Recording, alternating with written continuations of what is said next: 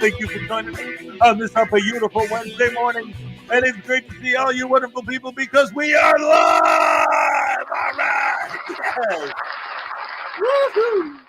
All right, ladies and gentlemen, and don't forget, every morning we're going to start like we always do with our THX certified George Lucas, Steven Spielberg, James Cameron, Jason Cutterman. No, not Jason Cutterman approved. Special effects extravaganza. And Peter Jackson.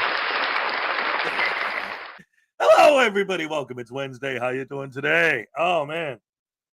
Once again, my allergies are spallergies. I don't know what that means, but I said it, dagnabbit.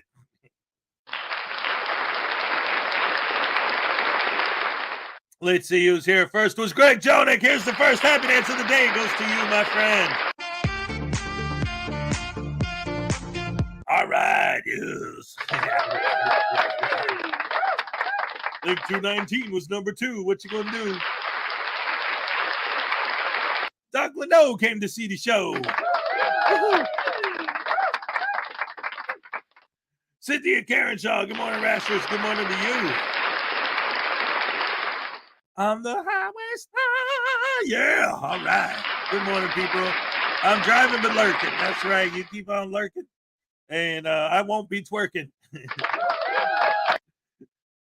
Eat Vegemite and twerk. That Brian Showman is here. Good morning. It's Wednesday. Yes, it is. Ladies and gentlemen, the only one, Jason Gutterman, the one and only Script Cat is in the house. Hi ho, the merry-o, hashtag rash. Here we go. Ding dong, the wicked witch is dead. Sorry, I changed songs in the middle of the song. Jaime Palmetto Bay, there's no need to fear. Hezokuai and Jaime Palmetto Bay and Ray is here. Good morning, Your Honor, Jaime Palmetto Bay, appearing on behalf of YouTube. That was a mouthful. That was great, though. I loved it. Thank you. Kingston 2000. Okay. Little Chihuahua. Morning. Let's see who else is in the house. Let's find out. How about the Skyhawk?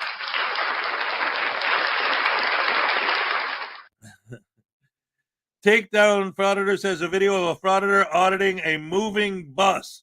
Okay. Oh man, these guys. These guys. Let's see. Highway Star, Script Cat, Greg Jonik. Of course, ladies and gentlemen, the one, the only, the amazing, the beautiful, the gorgeous Ray is here. We're gonna get you an update from her on that. That'll be how we open the show. We got Robert Thomas. Hey, Hez and Ray. Hey, what's up? RT is in the hizzy. What? I tried. Not every joke hits, man. Let's see. It's live, unscripted. News Now Enemy. Rooster Cogwood, good morning, Ray. Hope you are okay. That's a good rhyme, too. Let's see. Highway Star. Billy Yank. Woohoo, woohoo. Oh, Rage Girl. Yeah. No, it's yeah, I don't want her to be homeless, but adults have to realize that there are consequences to their actions. Let's see, Robert Thomas, Rooster Cogburn. Let's see. Highway Star, JC Landry, what's up? Great to see you. Let's see, Highway Star, Patrick Dagler is here.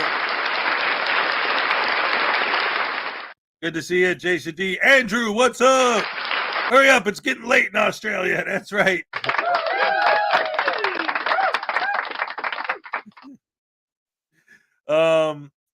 Let's see who else is here.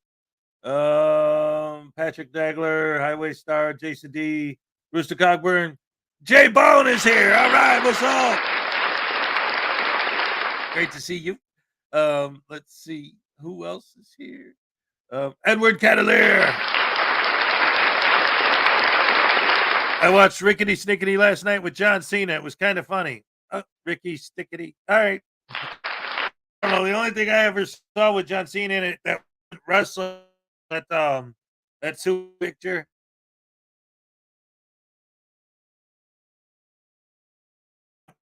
Pizza. Yep. I'm sorry. I need you up here for this one, Ray. It's pizza time. It's pizza time. Oh, it's the only word that rhymes. Yeah. All right. There's Frauditor Watch. Frauditor Watch. Let's see who else. Irish Dublin is here. And let's see. Billy HCD. And I think I'm all caught up, but there isn't anybody I missed, is there? Not that I can see. Oh my goodness gracious me. Bob is here again. Hope everyone is well. Great to see you.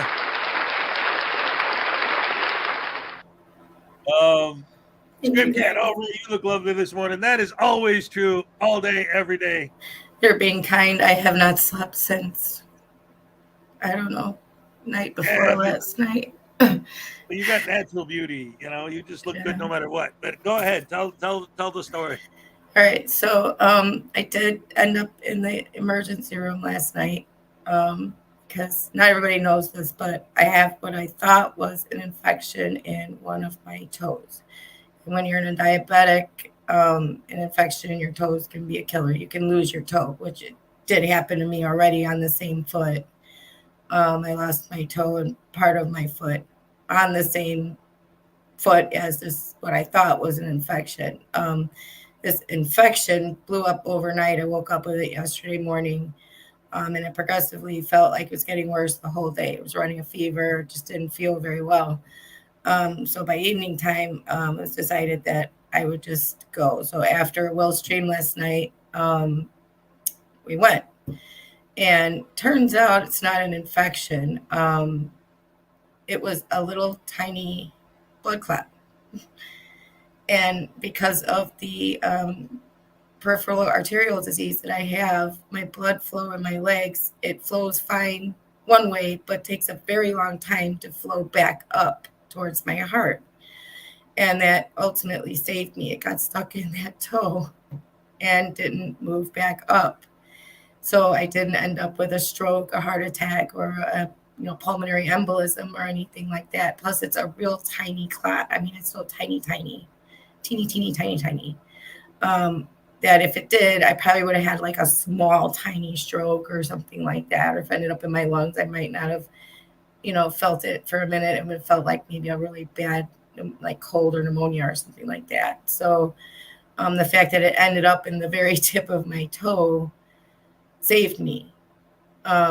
So I got a bag of heparin that I had to sit through, and of course all kinds of tests to make sure like things were okay in my brain and my heart, my lungs, all that stuff. But while they were doing that, some other things were uncovered because I got some tests that I wouldn't normally get without having that teeny tiny blood clot in my stinking toe. So I'm having problems with my heart that are unrelated to this, because when I first got there, my resting heart rate was above 130. And my blood pressure was, I believe it was like 90/40. So it was really low blood pressure and a really high heart rate. But my sugar was normal. It was only 111. So that wasn't causing any of those issues. So, of course, they run all these blood gases on me and things like that. Discover that it looks like my body is acting like I am being poisoned with carbon monoxide, but nowhere around me am I surrounded by carbon monoxide. Like our house is electric heat, all that stuff. So my lungs aren't running at full capacity. There's a problem with my heart. Like there's a rhythm problem there. So I have to go see a cardiologist and I have to go see a lung specialist on top of that. Plus my kidneys are not flushing out a lot of the things that they're supposed to be flushing out at this point in time. So nephrologist is on the horizon there too. So, wow. Yeah. See, ladies and gentlemen, like she just found all this out, last night. So this morning when I was talking to her before the show, she was like, well, I don't want to, because I woke up late. So I started late. So she's like, well, we don't have that much time. I had to tell the whole story twice. So this is the first I'm hearing it too. I mean, I knew about the toe and everything, but I didn't know what the ultimate result was, and that it turned out to be the blood clot. Yeah. But what's interesting is the kidney thing. Just from my experience working with nephrologists when I was doing dialysis, I kind of saw that coming. When you were saying earlier about like your diabetes and the way it's been going and stuff. But the other things are like, wow, that's. Well, a lot of this is also lupus related. Not anything to do with like having diabetes my whole life or anything like that. Some of it is being caused from having lupus, things like that, just does things to you too, so. Oh boy. Well, Yeah. like you said, at least in a way it's a good thing because they found stuff that you wouldn't have found out about otherwise. Right. So that's a plus. And the fact that like you said, that blood clot, if it didn't get stuck in your toe, might have. It's the weirdest thing. Like I didn't even know that could happen. Like yeah. how does it go there? You know, like Right. even the doctor was like, well, I've seen it, but it's not common. Well, Like, that's like you said, that's a situation where it's like something bad, the fact that your blood flow isn't working right, helped that not to flow back up, you right, know? kind of saved me in this instance. So, Right. I mean, I'm not saying that I would have, been like on the outs, but it was so small. But I do have to go on different blood thinners, things of that nature too, because obviously developing any size clot isn't good. Even though I'm on blood thinners and an 81 milligram aspirin, just it wasn't enough, Right. you know. 'Cause they are obviously never going to fix the arterial disease or the vascular disease enough to where I don't have to worry about it at all, you know. Yeah. So, Whew. Wow. Well, that's heavy, but again, at least in a way, it's weird, like you said, like it's like bad things, but in a way, it's good because if it wasn't for this, then they wouldn't have found that, and this wouldn't have happened. So glad right, that things no, worked out like that. I'm glad. But the only thing is, it's like, I don't live in, like, I live in Salem, with capital of the whole dang state, but they just don't have enough specialists to go around for everybody here. So I Right. So always now you have have to to go go to all stinking the way to Portland. Portland. Yeah. Yeah, And ladies and gentlemen, for those of you who don't realize, Portland is not close. Her doctor's appointments are like, over an hour away. wow. Yeah. My primary doctor's here, and he's like the only one. Oh, man, So, that's yeah. bad. And she can't drive. Like, oh, what a No, I nightmare. don't drive. So it's Uber, and it's almost $300 round trip. That's Yeah. crazy. Crazy. And that's another So thing too that like I'm not I remember. e-begging. No, I'm we not didn't. e-begging. Yeah, Just because that's all we need is the trolls to watch this stream and go, oh, see, they're trying to get money. yeah. Shut up. Damn trolls. The woman's sick. Leave her alone. Um, but Definitely what not e-begging. what I was gonna say is it's like um I remember too when we were well, 'cause you're from Chicago like I am, but like the hospitals in Milwaukee and in Kenosha and in Chicago, they all have like a service for people who can't drive. But you being over an hour away, even if Portland does have that, they probably won't come that far. No, I do. If it's in my care area, is what they call it, I Okay, can get a ride, but they're way out of my care area, so right, I cannot. too Yeah. far away. Like if Yeah, I need a ride to my doctor, which is really 2 minutes down the road, yeah, they'll pick me up. But to go all the way to Portland, no, they will not, they because it's won't out do of my care area. Yeah. it. Oh boy, oh boy. Mhm. Um. Well, Yep, that being that's the update. that's the update, ladies and gentlemen. Hey, you know what? That blood clot may have saved her. So let's round of applause for the blood clot. Yay, blood clot, yeah. Who would have ever thought we'd be clapping for that? No. And I mean, it's a tiny, teeny blood clot. It's not like a big one that would just immediately murder me upon impact anywhere else, but it could have caused a heck of a lot of problems had it, Oh yeah. So I'm grateful that it did go to the toe. It's causing me a lot of pain there, but it's still better to feel pain and be alive than no pain and be planning a funeral. Yeah. No, Yeah. we don't want that. Oh my goodness gracious me. All right. So, ladies and gentlemen, So what's that? I'm sorry, Edward. Um, I feel for you, Ray Ray. I had a heart attack in 2016 that devastated my health, and I'm still recovering. Yeah. Oh yeah, that's terrible. Oh, Carrie T is here. Good morning, everybody. All Good right. morning, Carrie. All right. So let me get out Uh, of chat. All right. So, excuse me.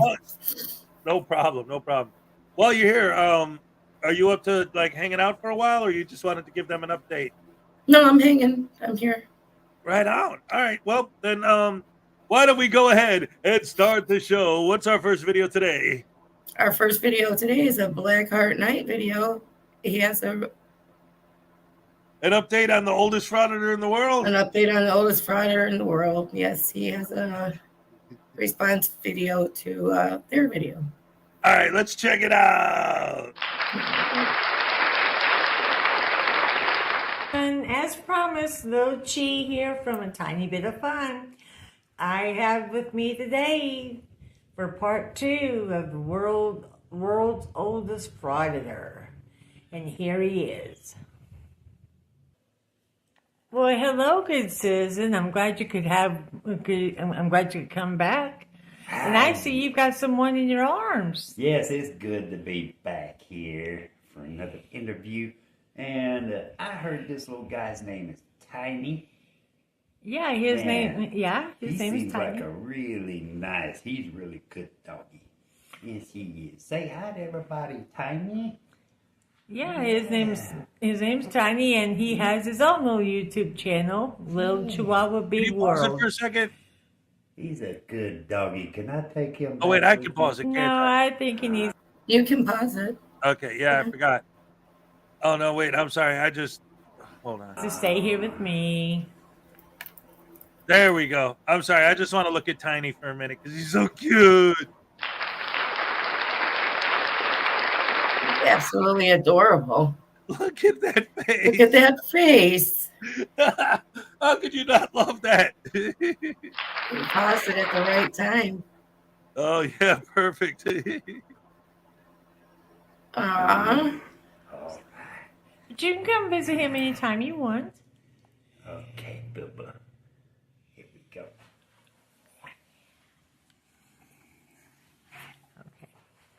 Okay, now back to part 2.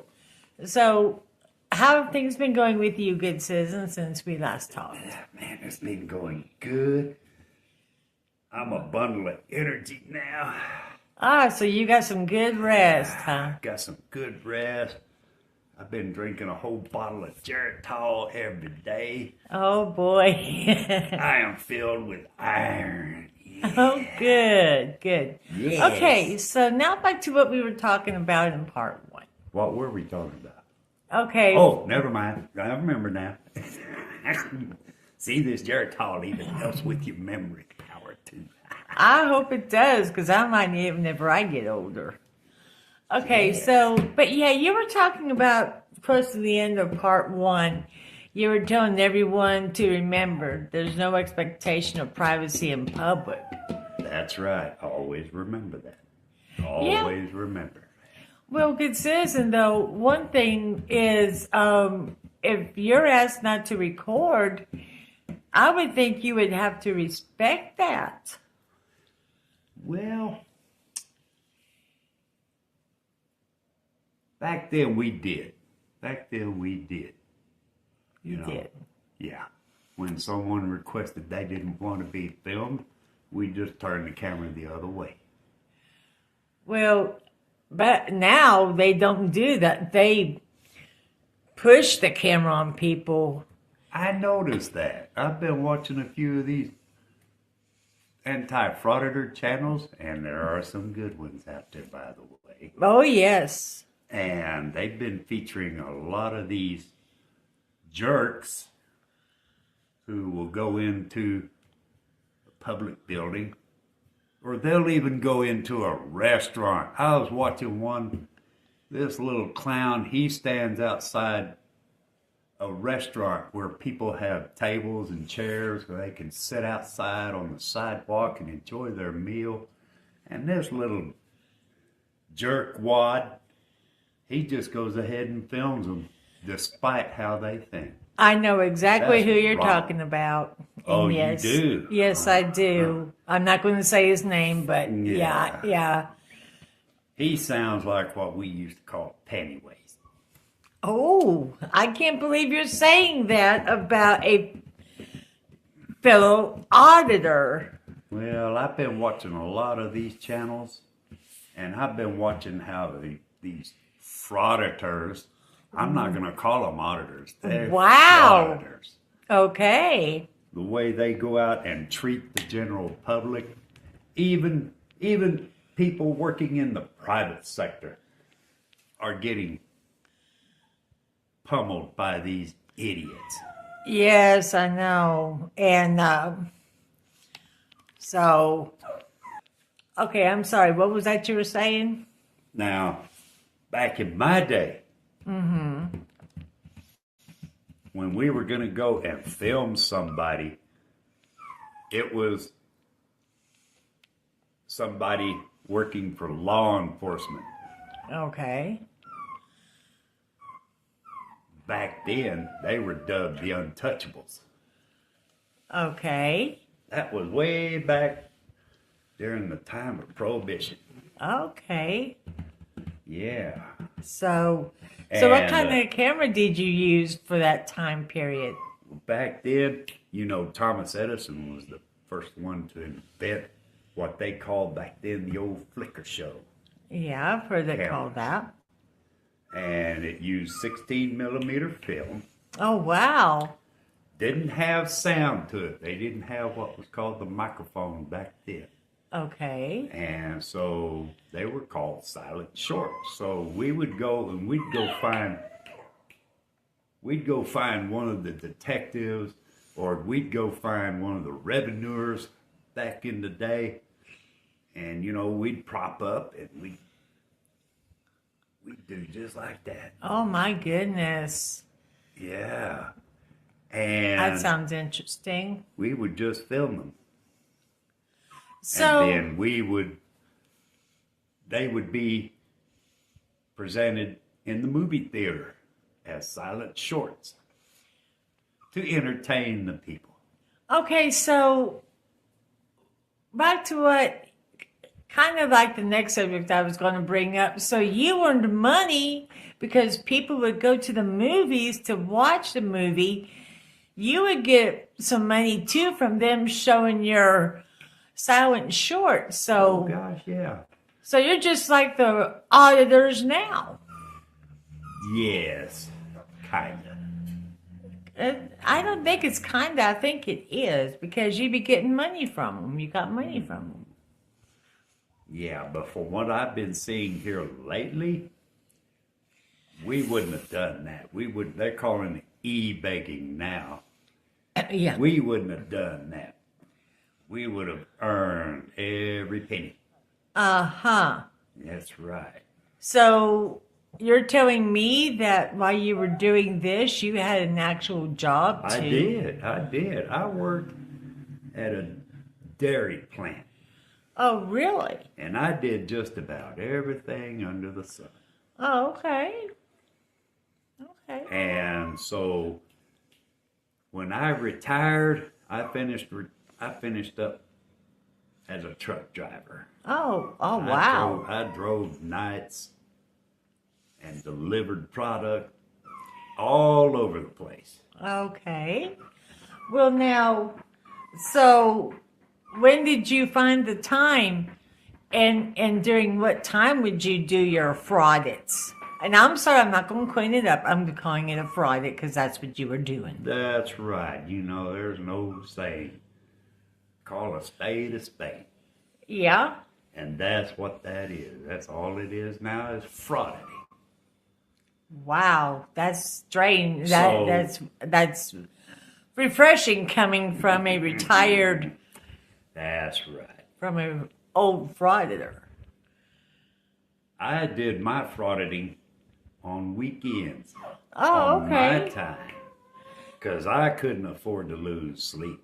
True. That's very true. 'Cause you got to have all the sleep you can in order to drive a truck safely at night and safely deliver products. Uh-huh. That's right.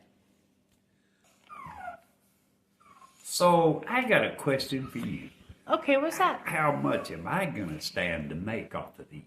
Well, now, Mr. Citizen, I'm not monetized on any of my channels. I'm not monetized.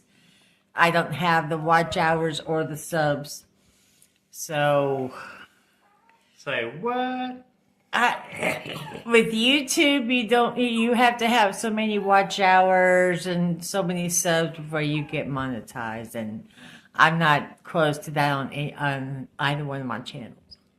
Well, I got an answer for that. What? People, If you like these videos, get them out there. Hit that like button that's on there. And share with everybody. Well, thank I you, good bet you that citizen. will help you out. Well, thank you, good citizen. That really helps a lot. So, I see you've got a Pink Floyd shirt on, huh? You like Pink Floyd? Pink Floyd. There's another band. Let's see. Led Zeppelin. Yes. Let's see. Oh, Man and Sticks. Foreigner. And let's see. Oh, man. And then going into the 80s. Oh, man. Oh, yeah, you're talking my generation. Oh, am I talking your generation? Oh, yeah, now? you're talking mine now. Ooh, yeah. Oh, yeah. yeah, there are some good bands from the 80s. Yes, I sir. bet you know a bunch of them. You start. Oh, my goodness. That could take up the rest of my time for this video. So, Twisted Sister. Van Halen. Van Halen. Def Leppard. Yes. Wait a minute, man.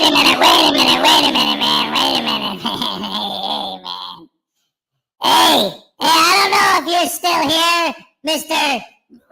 What's your name? Highway Star. Oh, Mr. Highway Star, whatever your name is, but listen, buddy. You don't know, but you just gave me an idea. Yeah. Hey, guess what, man? You screwed up, homie. Yeah. You said foreigner. Now guess which record is next for me to poop on? I'm as cold as ice, willing to sacrifice my poop. On your record, your foreigner records are next, man. Thanks a lot for the idea. What? Never give away your next move, idiot. You're right.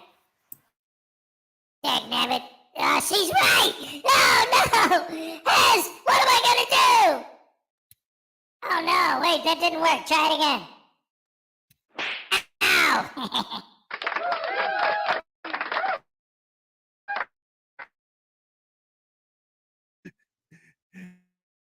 Ladies and gentlemen, in my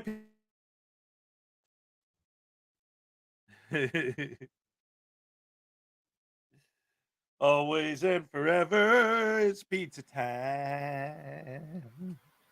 Because it's the only word that rhymes. Meow. Yes. I love it, love it, love it. Oh my goodness gracious me. So anyway, ladies and gentlemen, that video, obviously it's great or whatever, but Blackheart Night actually did a version of it. But apparently we accidentally showed the original, but that's all right. So anyway, go to their channel and check that out. Don't forget A Tiny Bit of Fun. Don't forget Blackheart Night. And don't forget, round of applause for the best fans in the world, you guys. Round of applause for A Tiny Bit of Fun. Woo! Round of applause for Blackheart Night. Blackheart Night. And of course, and as always, round of applause for the beautiful, the gorgeous, the amazing, the fantastic, the one and only Ray Ray. All right. Yes, I love it. I love it. Wait, what?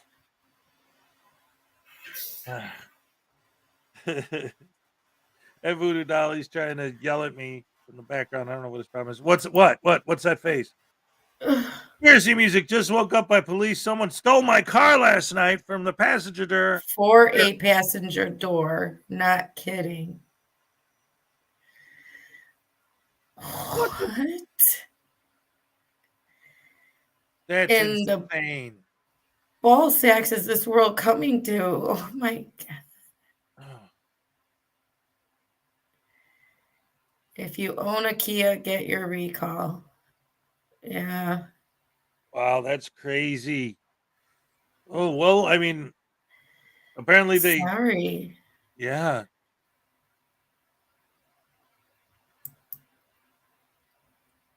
I don't even know what to say. Yeah, right. It's like, It is. Yeah, our country is falling apart. crazy Stealing your car for a passenger. for the door. Anything you ever heard of a junkyard? I mean, I'm very sorry to hear that. I am. I just even know what to say. Yeah, that's horrible.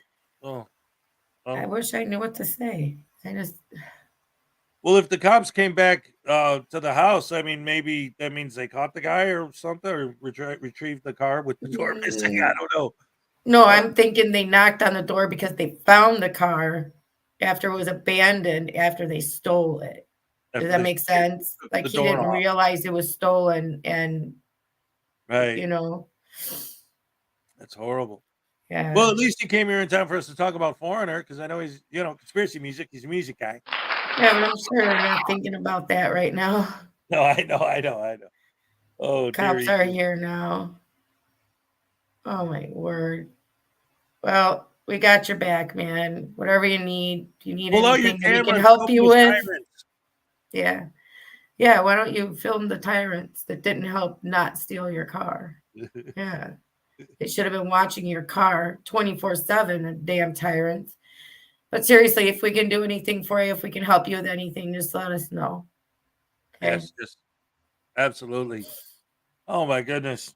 I'm so sorry to hear that conspiracy. That's terrible. Yeah, that doctor. They found the door, not the car, right? Oh man. Yeah, this world. It's just when you think you've heard it all, Yeah. Then you hear stuff like that. They stole it for a door. That's crazy. Exactly. When criminals are not punished, this is what happens. Exactly. Yeah.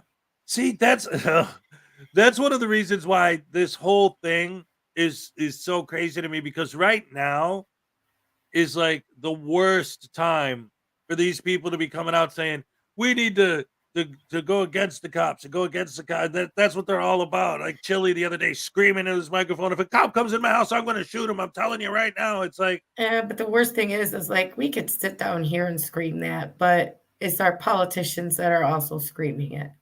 Well, that's the problem. Is like, and I mean, there are exceptions to everything, but for the most part, all of the places that have tried to, like, either, because technically no one's ever completely defunded the police, because realistically you need some sort of a police force, but maybe decriminalizing certain things or changing the penalties on certain things. It's like people don't realize, and this is what I always try to explain to these idiots, is that it's like, just look at the evidence of the places where that has happened. If you tell, like, there are a certain percentage of criminals that do less crime because of the punishments. You take those punishments away and just look at places like San Francisco and Portland and Chicago and New York, whatever. As soon as you open the doors for certain types of crimes, the floodgates are open and they're coming through. They're not going to sit there and decide to be good just because they decided to be good. No, if you say I'm not going to punish you for being bad, they're going to be bad because they wanted to the whole time anyway. It's like if you do not tell your toddler to not touch the stove because it's hot, what are they going to do?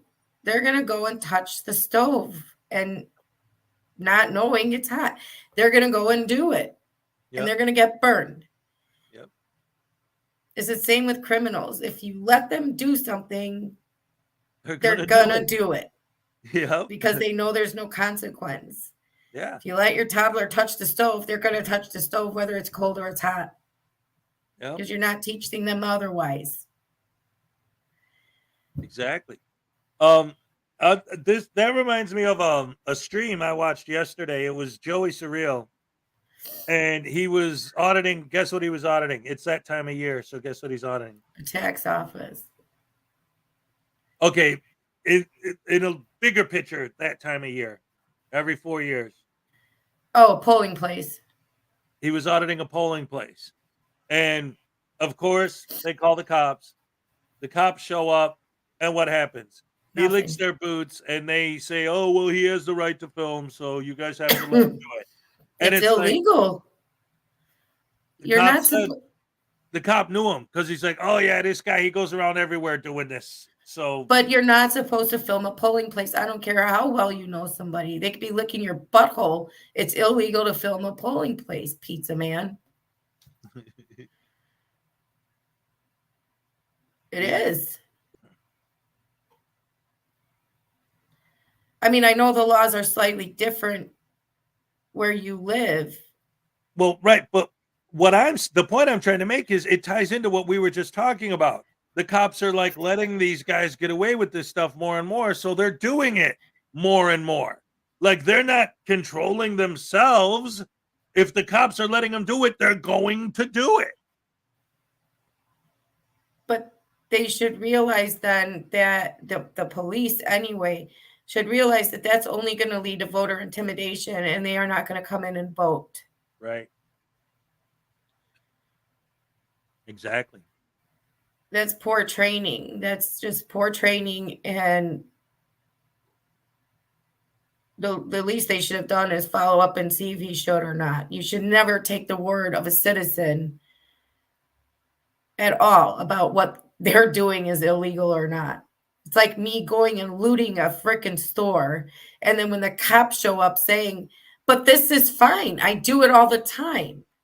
Yeah. It's perfectly legal." And the cops going, "Oh, all right. Yeah, sure. No problem. You do this all the time. Don't worry about it. I'll just, yeah, have fun." And they Right. leave. Yep. But that was And the the thing. store owner's like, "But it's not legal." And they're like, Right. "Oh, but we know me. Or she does it all the time. It's fine." That's just what they do. Well, I think no, it wasn't the same one. I'm thinking of Audit Them when he was in Chicago. But like that cop, he literally let Audit Them off the hook. And when he was telling the lady that was the manager of the Cook County Assessor's Office, and I know you saw this video, but this one specific part, I don't know if you remember what the cop said was, "Hey, I see this guy all over the place doing this, blah, blah, blah. We got to let him do it because I don't want to get sued." And she's like, "But I'm the lawyer. I'm the head. I'm a Attorney, lawyer. yeah. You know, I'm the supervising lawyer here." That's what she said to the cop, and he just walked away from her. Yep. It's like, you don't want to get sued? He can't sue you. He can try, but it's not going to go anywhere. You work for a huge organization. You think they're going to provide you a lawyer that's going to whip the crap out of this guy? He But threatens lawsuits all the time. Yep. He never files one, though, Nope. because if he did, it would be found out that he's impersonating a FOIA inspector from the state of Illinois. Right. Talk about Audit Them. Reason it through. Reasoning from a frauditor? No, reasoning from an officer. Oh, right. Well, this is the thing. And I said this years ago. Okay. At this point, whenever I quote my book, it's not because I'm trying to promote my book. It's because I wrote it 2 years ago. And even back then, I was saying, and I mentioned in there, like, it's getting to a point where the cops are being trained. When you see one of these guys, just let them do what they want and leave them alone, because their whole purpose is to bait a negative reaction. So don't give them any. Just let them do their thing. So that's what's happening. I think that's what's happening. I think the cops are being trained. And that's why I keep saying it's bad, very bad for these frauditors, because the general public, the more they get educated, the more they're going to learn. Ain't nobody else going to do something and take it into their own hands. And that's when it's going to start getting brutal. But there are certain places where it shouldn't be ignored, It shouldn't be ignored, and they shouldn't be allowed. Oh, no, I agree 100%. A polling place. That's what they're doing now. A polling place. Yeah. Places where personal information is out and about. The onus is on you. No, that's why we're making you leave. Okay. Right. There are certain places where telling people to just ignore it doesn't work. He went when the Joey Surreal video I'm talking about, he did last night. So he's at the polling place, and they're like, okay, just don't go in those doors where the actual voting is happening. So he puts his camera up to the glass, and they're like, oh, so what are you saying? Now we have to cover the glass? And then Joey goes, yeah, but that would be a fire code violation, and I'd have to turn you in for that. JC, did you have something to say? Do you Jason want T, to? now that Go Boy Audit them has now been to Ma'am? Cook County Assessor's Office. The Blues Brothers are not with. Good morning, Connor. Well, no, JC Landry, she raised her hand. I want to make sure she didn't have something to say. Oh, I thought it was a wave. Oh, because sometimes she says chat moves a little fast, so I want to make sure she gets in what she has to say. Jason D says, now that Goat Boy Audit Them has now been to the Cook County Assessor's Office, the Blues Brothers are not the worst smelling people to visit there. That's awesome. I wonder if Steven Spielberg would have put up with that crap like she did yesterday or whatever. Oh, and by the way, NorCal Cop Watch reposted that video that he got taken down. No, you got to go and report it then as he's reposting it. Yep. And he's not supposed to. Yep. No, you have to, because if he didn't blur her out or anything, then I'll do it. Unless she retracted the thing. But no, I'll do it. He would have posted that. She won't retract it. Good. Because that was, anyway. But you see my point, right? There has to be a time and a place where you just stop telling people and police and everything to just ignore it. Oh, no, I agree with you 100%, but that's why I brought it up, because that's not what they're doing, because these frauditors are pushing and pushing and pushing to the point where it's getting to where, like, the whole purpose of why we were talking, the whole point was the more that they let these things slide, the more people are going to do them. And that's not a good thing at all. You can't let this crap slide. Can we watch Judge Simpson? I want to see some courtroom antics. You want to watch Judge Simpson? Yeah, it's the last one on the bottom. Okay. I know where it is. Remember, we see different thumbnails. I don't know. I know. So this is going to be Facts or Frauds. He has a sovereign citizen. I twitch. But I'm the one who picked this video, believe it or not, guys. Facts or Frauds. He's got a sovereign citizen in Judge Simpson's court. Yes. This is going to be good. Love Judge Simpson. That's why I'm looking forward to it. All right, let's go.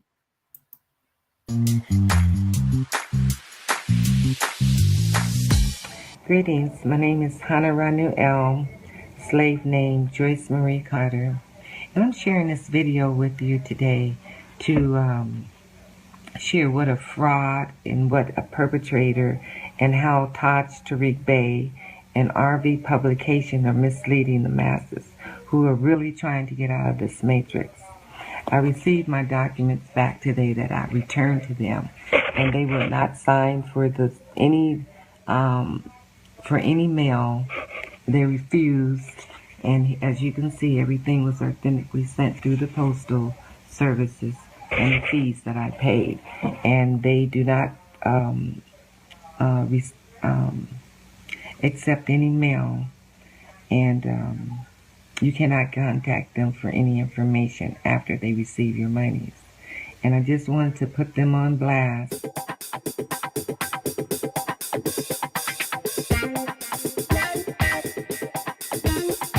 And welcome to Facts or Frauds.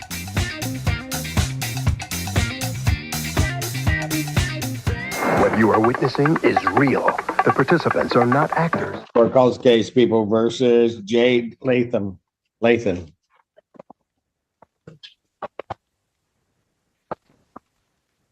Simple case on behalf of the people. Overwater Assistant Public Defender on behalf of Ms. Lathan. Ma'am, would you state your name for the record, please? I'm not Ms. Lathan, I'm principal. I am J. Ruth Bay, card holder and principal of Jade Lathan. Your Honor, I did attempt to. Mr. Overwater, while she's given that, is is this the person that you know to be the individual named in the complaint? If not, we are going to have a problem, and I will have this person, since she got up here, taken into custody. We will do fingerprints and we will determine her identity by our standards. So we can do it one of two ways. Judge, I don't question that she is physically the person that is alleged to have committed these offenses. What I do believe is that there is an issue as to competency. For the record, I do not know this man. I don't know you. And I did send him a cease and desist to not represent me. However, thank you, Your Honor. I am the principal and cardholder of Jade, Ruth, and Lathan, and beneficiary. Very well. Mr. Overwater, you are on this case. So what do you wish? Judge, I believe that at this point, the issue of competency needs to be raised. So I would ask for a competency evaluation. This matter be set over for a competency hearing. I'm not pursuant asking to the for statute. anything, and that's coming from the horse's mouth. I'll need an order. I did turn in my statement of fact so that there's more than the police record on the record. I have not harmed anyone, and the cameras will reflect that if we are to go that far. But I would like to motion to settle. I don't know what that means. Well, I want to settle because I'm the card holder in X relation to the principal, and I do not want to be I have mistaken. no idea what you're talking about. Okay. I yield. Thank you. Forensic evaluation is ordered. I'll order a competency hearing. I'll set that competency hearing for 90. June 6th at 9 a.m. June 6th, 2024, 9 a.m. 2020. At this time, bond will continue. Mr. Overwater, prepare the order, please. I will do that, Your Honor. Thank you. Thank you. Thank you, Your Honor. Welcome. You can't fix stupid. And thanks for joining us on Facts or Frauds. Make sure you hit the thumbs up button, you're subscribed, and ring that bell for notifications so the next time I premiere a video, you come into live chat with everyone else and leave a comment in the comment section and tell me what you think. And a huge thank you to our channel members, Arbor Morley, Andy, Chris Kelling, Goss Truth, Extensive Angst, Butcher Bird, Westside Girl Reacts, Jason Heaton, Buddy Parker, and Andrea. If you'd like to become a member, just hit that join button right next to subscribe or click on the link in the description. All right. And if you're still hanging around, thank you. I appreciate you all. Why not hit that thumbs up button, subscribe, and ring that bell. And also leave a comment in the comment section. Tell me what you think. That was awesome, ladies and gentlemen. That's the way all these sovereign citizens should be handled. They start bubbling their nonsense. Okay, competency hearing. This person obviously is incompetent. They have no idea what they're talking about. Oh, my goodness. What did you think of that, Ray? Well, you're the one who picked it. Holy crap, hammer sandwich sauce. Billy Yates for $99.99, $100 for Ray. All right. Thank you. That's awesome.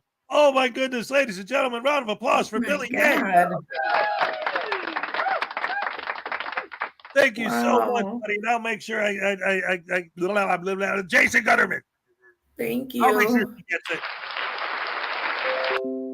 Thank you so much. That's amazing. Wow. Thank you so much. I mean, wow. I'm like, wow. Yeah, that's speechless. Thank you so much. For real, though. Yes. Wow. Wow. Oh, wow. Thank you so much, Billy. Here's your happy dance, buddy. All right. Thank you, Billy. Wow. It's unbelievably generous. I appreciate it so much. Yes, thank you. Thank you. Wow. Oh, wow. I have no words. Wow. Yeah, that's beautiful. Holy crap. Yeah, I'm glad my camera's off. All right. Anyway, thank you so much, Billy. That's amazing. Like I said, I'll make sure that she gets it. That video though, the way that Simpson handled that soft sit was so beautiful. Mwah. Oh, I love it. He's so good with these guys, and he gets so many of them. Like him and Middleton, like there's certain judges that seem to just live in areas where there's a crap ton of soft sits. It's Michigan. I think it's just because of like there's certain areas that are like super populated and then not.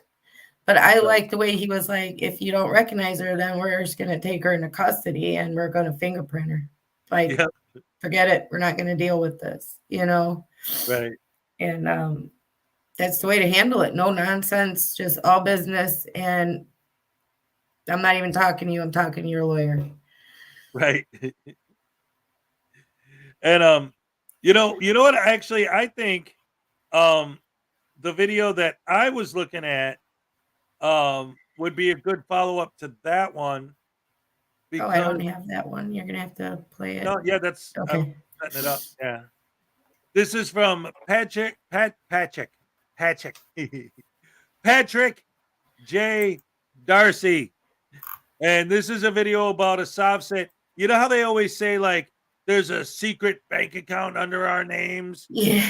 And like when we're born, it's all caps. If your name's all caps, it's attached to this secret bank account. This is him talking about a case where a soft sit actually tried to cash in on that account. And he explains exactly how it works. So I thought this was fascinating and really interesting because we always hear them talk about it, but here's a case of someone actually trying to do it. So let's go ahead and check this out and see what this supposed fake bank account is really all about. Here we go.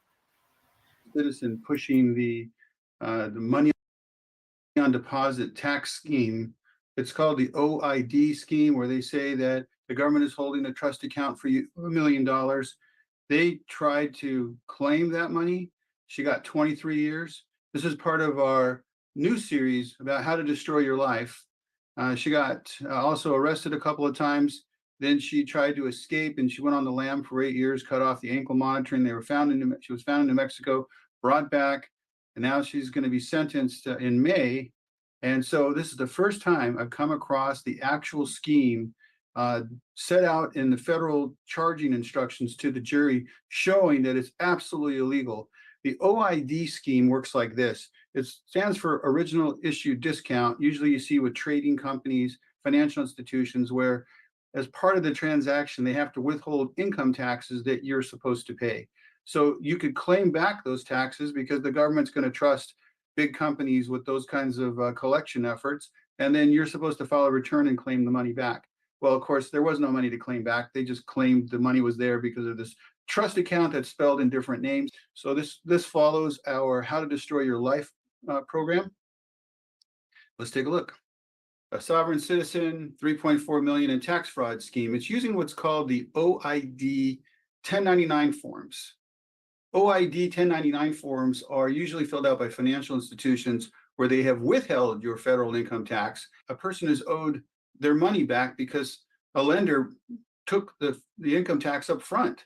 And so this person is just trying to claim back the income tax that someone else took from them, usually a financial institution.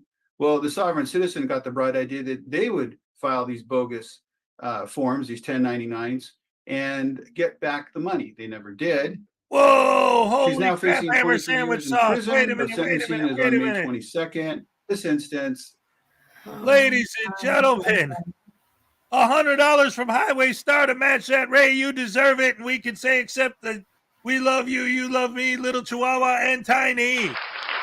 Oh my God. That's amazing, Highway Star. Holy crap, hammer sandwich sauce. Thank you so much. Here's Thank your you. All right, yes. Wow. Thank you, Highway Star and Little Chihuahua and Tiny. You guys, I love you guys so much. Thank you. It's so incredibly generous. I cannot get you guys. Wow. Yes.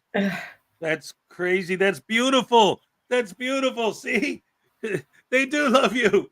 Absolutely. We all love Ray. Round of applause Thank for you. Highway Star. Round of applause for Ray. Round of applause for you guys, best fans in the world. Yes, thank you. Thank you so much. That's amazing. Unbelievable. That's great. Beautiful. Love it, love it, love it. Thank you so much. Oh, man. You guys are amazing. Thank you so much. I'm glad my camera's off. Yeah, let's get back to the video, guys. Wow. Yeah. This is crazy. Thank you so much. There is no income tax that's been previously paid, but the sovereign citizens would like to tell you that there is money on deposit, and this form helps to get that money back from the Treasury, even though no taxes have been paid. She actually fled and was on the lam for about 8 years, and they finally found her in New Mexico. So they resumed the criminal case against her. She decided to get pissed off, and after the federal court enjoined her from any further use of the fraudulent scheme, what did she do? She filed a false lien against the then U.S. attorney that was prosecuting the case. She was granted probation Holy by her crap, probation hammer officer to leave her sandwich home to get her sauce, hair ladies done, and always gentlemen. important, in preparation for her pretrial hearing. Whoa. Guys, come on. $100 for Ray. Hez, eat Vegemite if you really care.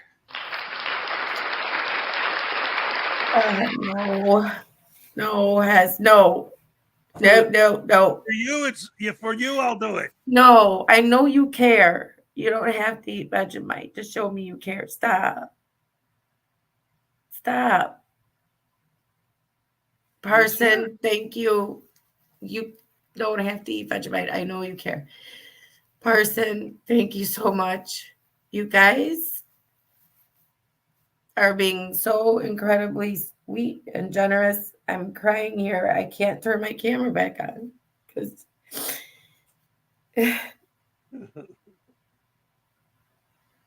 that's beautiful. I'm sorry. You guys are just very sweet. I can't get over this. I can't. This is amazing. This is beautiful. Thank you guys so much. Thank you. Wow. Yeah, I'm speechless too. Thank you so much. This is beautiful. You guys really are the best. Thank you, Love person. you guys so much. Thank you. Can you have a happy dance? Yes, of course. All right, yes. We might have to do a super ultra mega hardcore happy dance whether we hit 80 likes or not, just because you guys deserve it. Oh my goodness. All right, back to the video. Wow. Wow. This is great. A few days later, the next day, she cut off her GPS and left and disappeared for the next 8.5 years. Here's a picture of the GPS that was cut off and thrown by the side of the road. Says the case was investigated by the IRS Criminal Investigation. Oh yeah, I've dealt with them. They once they get on the case, you don't want them on the case. The FBI, the Treasury Inspector General, and the U.S. Marshals, and of course the Department of Justice. That's really an all-star team that can put you away. So let's take a look at the 1099 form, the recipient's tax ID number, who the recipient was, how much money it was, market discount, all kinds of shit. So she would fill these fraudulent things out, bond premiums, and say, hey, look, you know what? There's money on deposit for me here that was already been paid, so pay it. She never got a dime. Here's her trial. I went, of course, through it, and she naturally rejected a lawyer, but that's always the right thing to do. Look what happens. She doesn't cross-examine any the defense with any of the prosecution witnesses. No cross-examination of the defense. Look at all the exhibits have been that are being admitted against her. What is the evidence being admitted for her? Okay, no cross-examination. So this guy named, for example, Peter, he was sworn in as a government witness. He discussed these exhibits, they were marked, and then they were admitted. And here's some that ought to make you realize that the government is going for blood. Tape from package with latent prints. I can just smell the FBI's investigatory labs looking at that. Postage stamp with latent prints. Bates numbers, by the way, are the numeric numbers that they assign to exhibits so that you will know what documents you're looking at. fingerprint comparison, photos of her legs, photos of the GPS monitor. Yeah. And here was the witness that's going to talk about it. And this is all the evidence being admitted. Listen, when the government is asking to take pictures of your legs and getting fingerprints off of stamps, I think you're done for. So here is the first time that we actually get to hear the indictment, a federal indictment discussing this bullshit. There is money on trust for you, $1 million. I mean, I've seen these people discussing this crap like they really believe it or something. Oh, there's money for you. Okay, well, here are the charging allegations, the charging instructions to the jury. IRS Form 1099 was a reporting form. Annual interest accruals earned by taxpayers holding these debt instruments, along with any tax amounts withheld by the issuing financial institutions from such interest income. So taxes are withheld. It's supposed to go back to you, and the government says, fine. And you can now submit your reimbursement. An OID scheme was a particular type of fraudulent tax refund scheme premised upon the so-called redemption theory. This fictional theory stood for the false proposition that every United States citizen could avoid responsibility for his or her personal debts and obtain reimbursement of expenditures by seeking an equivalent amount of funds which were purportedly held on deposit within accounts maintained by the Treasury in the name of each citizen's so-called straw man. According to this redemption theory, a citizen's straw man was an alter ego identity established by the government for each living, aka flesh and blood citizen. In order to differentiate the living citizen from his or her straw man counterpart, redemption theory adherents routinely designated the so-called living citizen by spelling his or her name with a mixture of upper and lowercase letters and strategically placed punctuation marks. Think about how insane that is. I mean, really, we've heard insanity. This is insanity on steroids, that the government is actually maintaining individual ledgers for people and names that are spelled differently from their actual birth names and holding this money. Well, you've got federal charging allegations giving this whole thing the finger. Redemption theory adherents would submit to creditors, including the federal government, fictitious financial instruments drawn on their strawman treasury accounts to pay their debts. According to OID scheme proponents, one method by which a living citizen could obtain or redeem the funds on deposit in his or her strawman account was through the submission of personal income tax returns to the IRS, which have been prepared through a fraudulent process called the OID tax returns. So anyway, through this fraudulent tax return preparation method, the taxpayer would falsely claim he or she was entitled to receive a substantial tax refund, supposedly on the account of the taxpayer's overpayment of income taxes. Nah, this doesn't sound fraudulent at all. So Judy Sellers was also part of a criminal conspiracy, according to this, and therefore, if it's a conspiracy, they all get busted. There's an arrest warrant that was issued for her, in case you guys like to see one. It's kind of cool. And it says, on verbal request, the United States attorney, pursuant to a superseding indictment returned, all of them are going to be immediately arrested. Here's another arrest warrant after she absconded. There was a motion in limine. This is a motion to exclude evidence. These are pretrial motions, and it's got to be unduly prejudicial. I mean, that's a weighing test by the judge. Well, she wants to say that the jury ought to disregard all the evidence, a jury nullification. They'll never allow that. And then here's the verdict form. Unsurprisingly, guilty, guilty, guilty, guilty, guilty, guilty, guilty, guilty, guilty. So there you go. Well, there you have it. If you want to destroy your life, there's lots of ways to do it. You know the reason why I have a stepladder? It's because the original ladder I had ran out on me when I was age 5. My wife left a note on the refrigerator and it said, "This isn't working." I really don't know what she's talking about. I opened the door and it's working fine. A man was looking on Tinder and he saw his wife. And he was really upset, seriously pissed off, because it was all lies. She is not fun to be around.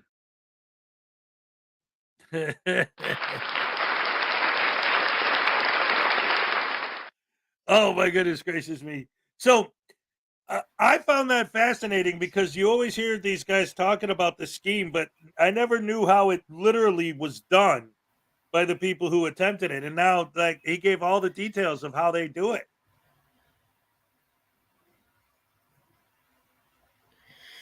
Yeah. I don't know what to say about that. I just don't. He covered it pretty well. Yeah. Yeah. And no, go ahead. I like the verdict. Yeah, right. 23 years. Wow. Yeah.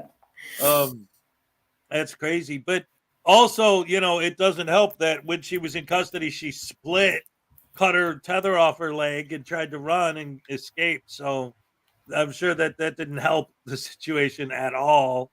But yeah, because I like the way he broke down the fact that the way that it actually works with so many of the things that all these guys do, whether it's the frauditors or the soft sits or any of them, is there's always these actual laws that do exist that they either misinterpret or play off of. Like there is a thing, and he explains it there, where like if income tax is withheld, like when you get your check, your employer withholds the income tax or whatever. And Right. then at the end of the year, it turns out that that not the government, but your employer actually owes you. That's when you fill out this form to get that money back. But the sovereign citizens use that form to say, well, you owe me the money that you put under my straw man account. There is no straw man account. What are you talking about? You're just trying to steal money from the government. Exactly. I mean, they try all kinds of schemes, those people, though. They try, like, if there's a scheme, they'll try it to benefit themselves. I mean, I think they know there is no straw man account. There is no $1 billion under your social security number. There's none of that stuff. I think Right. they know it. Do you think they know that, or do you think they honestly believe that there's money there? I'll tell you what, I have enough experience with the Sovsits to know that I think the people who run it know it's a scam and are doing it for money to sell fake license plates and fake IDs and fake paperwork to do stuff like this to gullible people. But I think the gullible people that they have tricked into it do believe it because they're gullible. They're ignorant. There's something they don't understand, and they hear this stuff and they're like, "Oh, really? I didn't know that. Cool." So I think there are some that do believe it, but I think the ones at the top that are selling these ideas know that they're BS ideas, and they don't care because it's part of their scam. 1 minute to Cupcake. Yes. She's here, though, if you want to do it now. All right, here we go. All right, yes. Okay. Ole, all right, yes. Love you, Maggie. Absolutely, positively, so astutely, we study the sovereign citizen. Yep. And the Ole. There it is. Ole. All right. Yes. That's what I'm talking about. And don't forget to join me, Cupcake, and hopefully Ray will be there too this weekend with our guest, Professor Crack, this Saturday, ladies and gentlemen. Crack is back. That's right. I probably shouldn't say that, but Crack is back. It's been so long since we've had Professor Crack on. He took some time off YouTube. But he's a good dude. He's all right. He was advancing his career a little bit, come to find out. So, yeah. That's good. He actually has a career as opposed to most of these frauditors. Oh, yeah. He has got a career. He's got many talents. Right. Yeah. Absolutely. There was, I don't remember who it was. I think it might have been NorCal Copwa. No, it wasn't NorCal. I forget which one it was. It was Crack is back. All right. Yeah. But there was a video that I did recently about one of these newer soft sits. And like I made a joke about, oh, they can't get a real job or something. And someone in the comments section was like, haha, in real life, this guy's a retired millionaire. So haha to you. And I'm like, oh, well, then I guess I'll change the title of the video to Bourgeois millionaire harasses the proletariat for fun. Right. I saw that comment. I'm like, Yeah. no, he is not. He is not a retired millionaire because retired millionaires do not go around doing that. Yeah, hanging out in front of Walgreens with their phone. Right. They have better things to do with their time. That's why they became millionaires. Because they aren't out doing this with felonies all over their record. You know, it's come on. I mean, I'm not saying that millionaires don't have felonies, but I'm sorry. I'm just not buying that he's a retired millionaire. Right. Big Borg, little bite for $2. If a cop arrests a crazy person, he's is he busting on that? You want to give him a happy dance for that?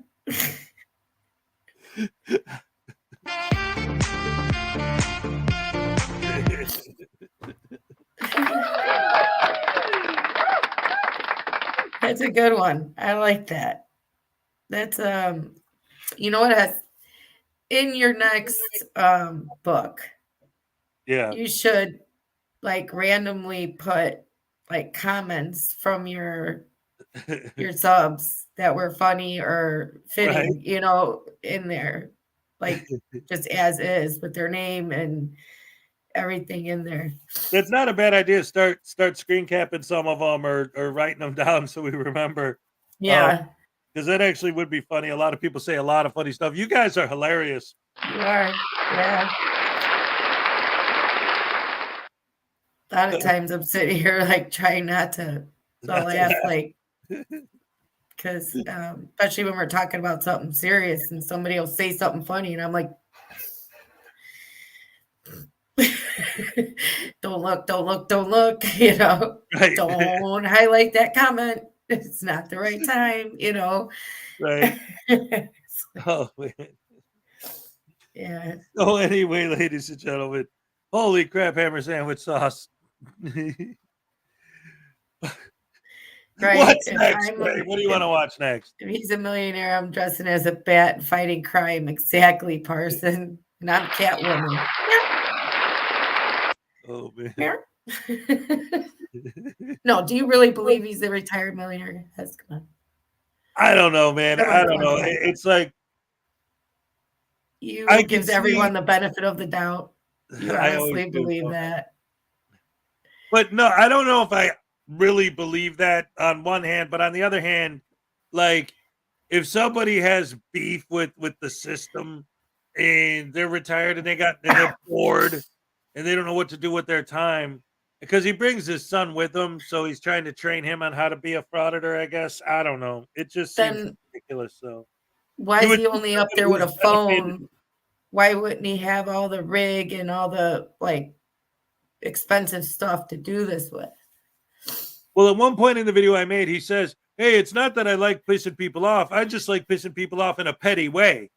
So like maybe he's just a dick who does this as an excuse to be a dick. Oh, man. He's not stop. Think about it.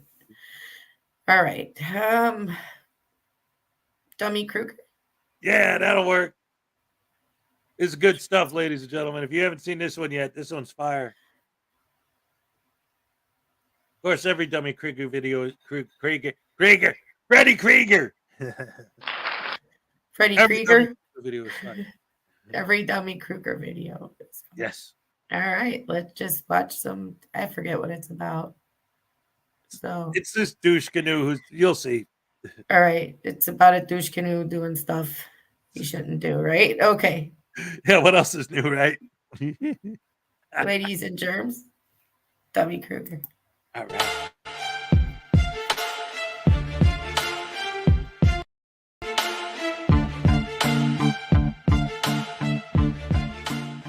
Welcome to the Dummy Kruger channel, everyone. Today's video brings us to Reno, Nevada, where we delve into a recent encounter involving a First Amendment auditor known as Auditing Reno 911 and an attorney defending a Carson City, Nevada deputy in a lawsuit filed by the auditor. Representing himself, the auditor contacted this attorney to discuss the case, but in doing so, appears to have unwittingly violated a clear-cut law.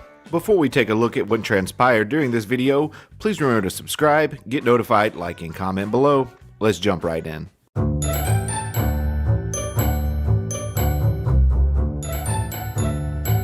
Hey there, Drew with Auditing Reno 911. Thanks for watching, everybody. I really appreciate the new subscribers, the interested in my story. Anyways, we're continuing the saga of Jason No Bueno, the deputy that arrested me and hotboxed me. So I got a response to my lawsuit from an attorney named Catherine F. Parks, Esquire, and her Nevada bar number is 6227. She works for, Thorndal Armstrong PC. And she represents Carson City. Had a little conversation with her, and I just thought I'd share that conversation with y'all. Again, appreciate all the likes, subscribes, do all that good stuff. And yeah, let's see what we can do to get some change in the government. Thank you much.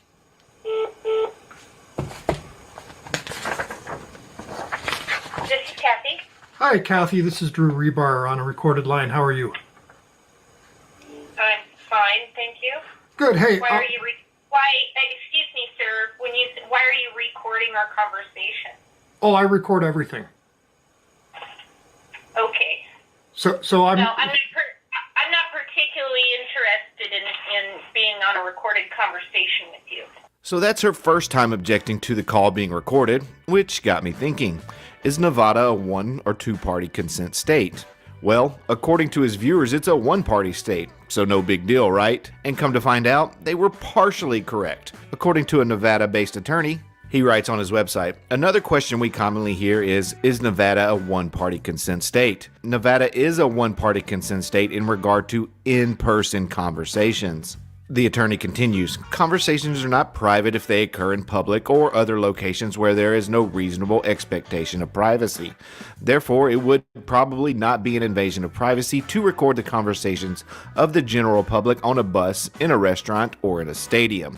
But that's not what's taking place here. This is a telephone call. And even though she's already said she wasn't interested in being recorded, he continued. Okay. So I'm. No, I'm not particularly interested in being on a recorded conversation with you. Oh, okay. Well, I'm calling in reference to the lawsuit that I filed. I got a response today from you, and that's why I'm calling you back. What can I do for you? It looks like you want to remove the complaint. I haven't gone through the whole thing yet or given a lot of consideration. I just wanted to reach out because it appears we're going to have a relationship for the next, until this gets resolved.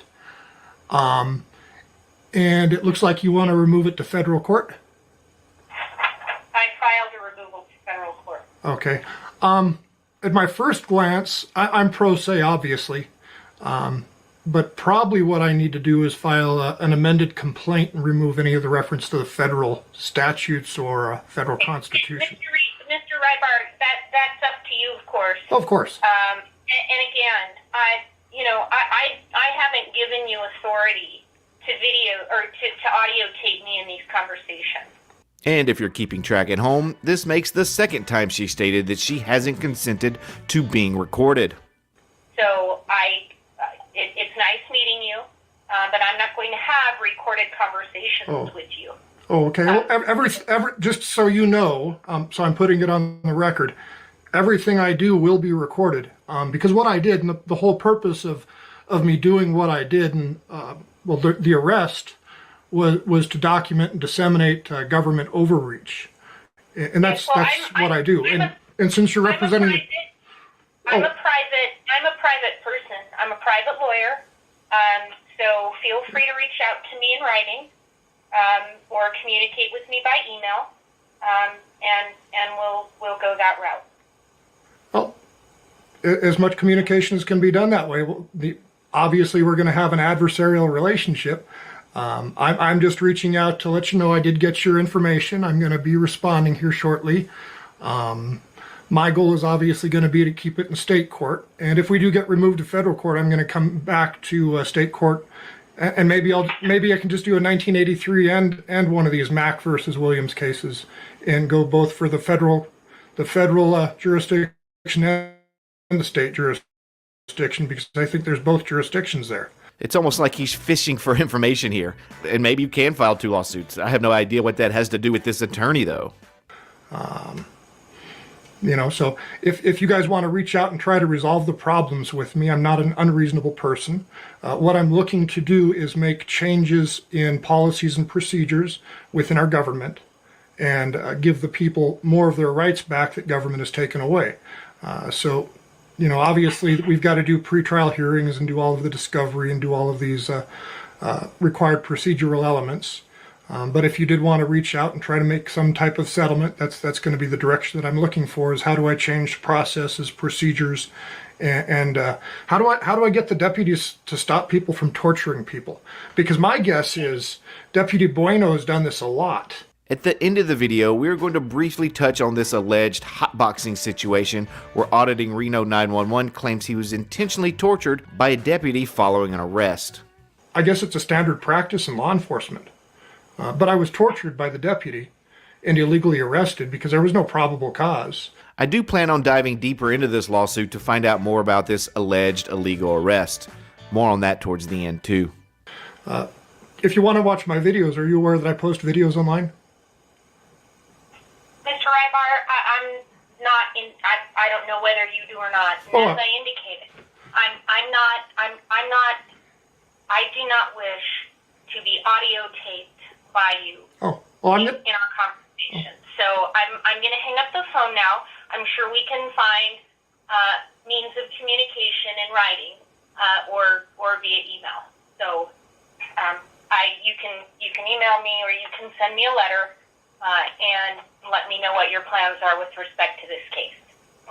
Okay, well, I just let you know on that aspect, and then I'll go file whatever it is I'm going to file, and you'll file what you'll file, and we'll have our relationship and hopefully resolve the situation, because like I said, my goal is to resolve the situation and to make changes in what I see as an abusive situation. Also, you should probably let your client know that there's going to be another lawsuit coming if you're going to represent them on that, because it'll be... I don't know that I would or not, sir, and I'm going to hang up now because I don't wish to have my conversations recorded. Okay, well, I record everything. Like I said, I'm very open about that. And I'm also going to, any court hearings we have or any depositions we have, I'm also going to request to record all of those and disseminate those to the public, too. Okay, well, that's fine. Depositions are recorded anyway. But, yeah. You have a nice day. Okay, good talking to you. You have a great day, too. So that was the end of their conversation. What we heard was the attorney being recorded mentioned for a third and fourth time during this clip that she did not consent to being recorded. Why is that important? Well, according to the same attorney we mentioned previously about Nevada being a one-party consent state, NRS 200.620 is the Nevada statute that defines the crime of wiretapping. You commit illegal wiretapping if you intercept or record the contents of any wire communication, such as a phone call, without the consent of all the parties. He goes on to list some examples of how you can break this law, the first one being the most important and the most obvious, recording a person's phone calls without the person's approval. Remember, she told him 4 times she did not consent to this phone call being recorded. He goes on to list a few of the strategies he commonly uses when this charge comes up. He writes, you intercepted a communication on accident. That didn't happen. You had prior consent to intercept a conversation. That didn't happen. And law enforcement recorded your communications without a court order. That didn't happen. And lastly, the penalties for such a crime is a Category D felony, which is punishable by a state prison term between 1 to 4 years and or a possible fine of up to $5,000. If, for whatever reason, that explanation isn't clear enough for our freedom fighter, here's that attorney breaking it down on video. Under NRS 200.620, recording someone over the phone, called wiretapping, is legal in Nevada only if all parties to the conversation consent to the recording. Therefore, there is a lower bar to record an in-person conversation when you need the consent of only one participant than there is to record a phone conversation where every party to the call has to consent. As far as a lot of laws go, it doesn't seem much more cut and dry than that. We heard during their conversation that she didn't grant auditing Reno consent to record their conversation, yet he continued, and not only did he continue, he decided to post the evidence on YouTube for the world to see. Switching gears a little bit, as for his quote illegal arrest, he actually pled no contest to this charge. Check this out. That arrest was reviewed for probable cause by Justice Court judges, and Mr. Rebar pled no contest on 6/20 of 23. The deal being for Mr. Rebar to not enter the prison complex for a period of 6 months, at which time they would agree to a deal and dismiss the case against him because it wasn't a violent. So that was the term of the plea negotiation? Yes, sir. It's important to note that his no contest plea cannot be used as an admission of liability in a civil case, so he doesn't have any issue there. As for his claim of being hotboxed, I saw another channel cover this. The clip we were about to watch was immediately after this man's arrest, where he was sitting in the back of a patrol vehicle.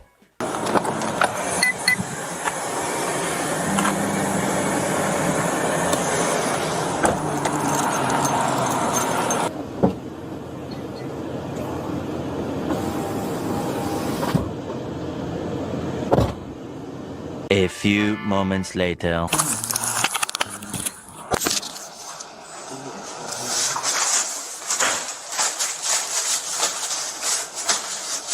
A little sweaty back there. That is right, everybody. Not only did he proceed to unlawfully arrest this man and throw him in a cage afterward, but he also violated this man's 8th Amendment right from cruel and unusual punishment by hotboxing him in a car that reached about 120 degrees Fahrenheit on the inside, by rolling up the window and not having the AC running at all. No AC at all? Yeah, that would be terrible.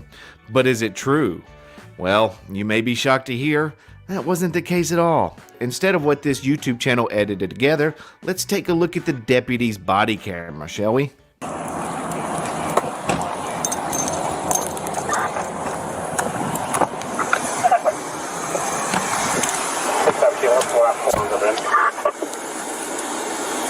So not only can you hear what sounds like an obvious air conditioner blowing, but we also see that the temperature is set to the coldest possible level. If you need even more proof, take a listen to what happens when they arrive at the jail and the deputy turns off his vehicle.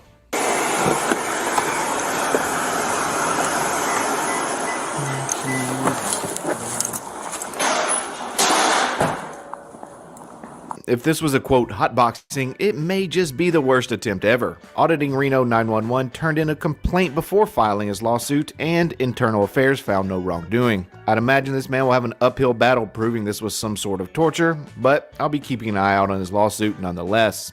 Okay, everyone, I think we can wrap it up there. Thank you so much for stopping by today. This is Dummy Kruger, and I'll see you guys on the next video. All right.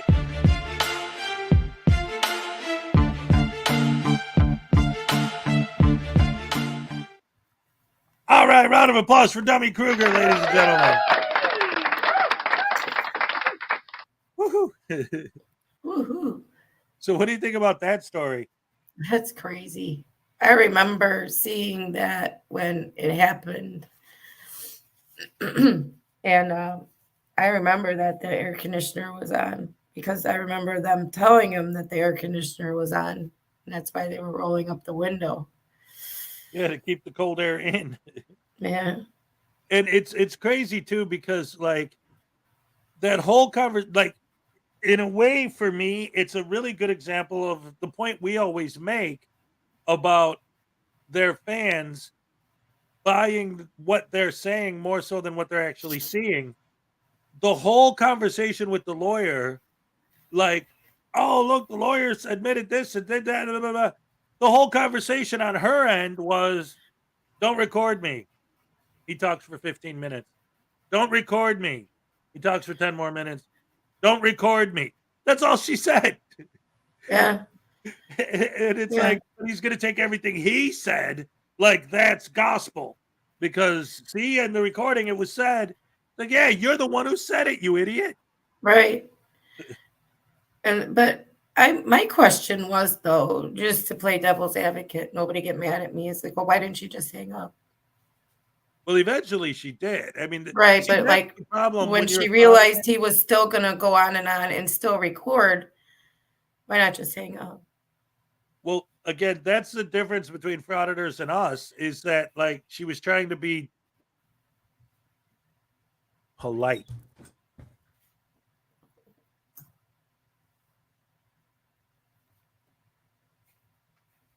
Which apparently is a cardinal sin if you're a frauditor.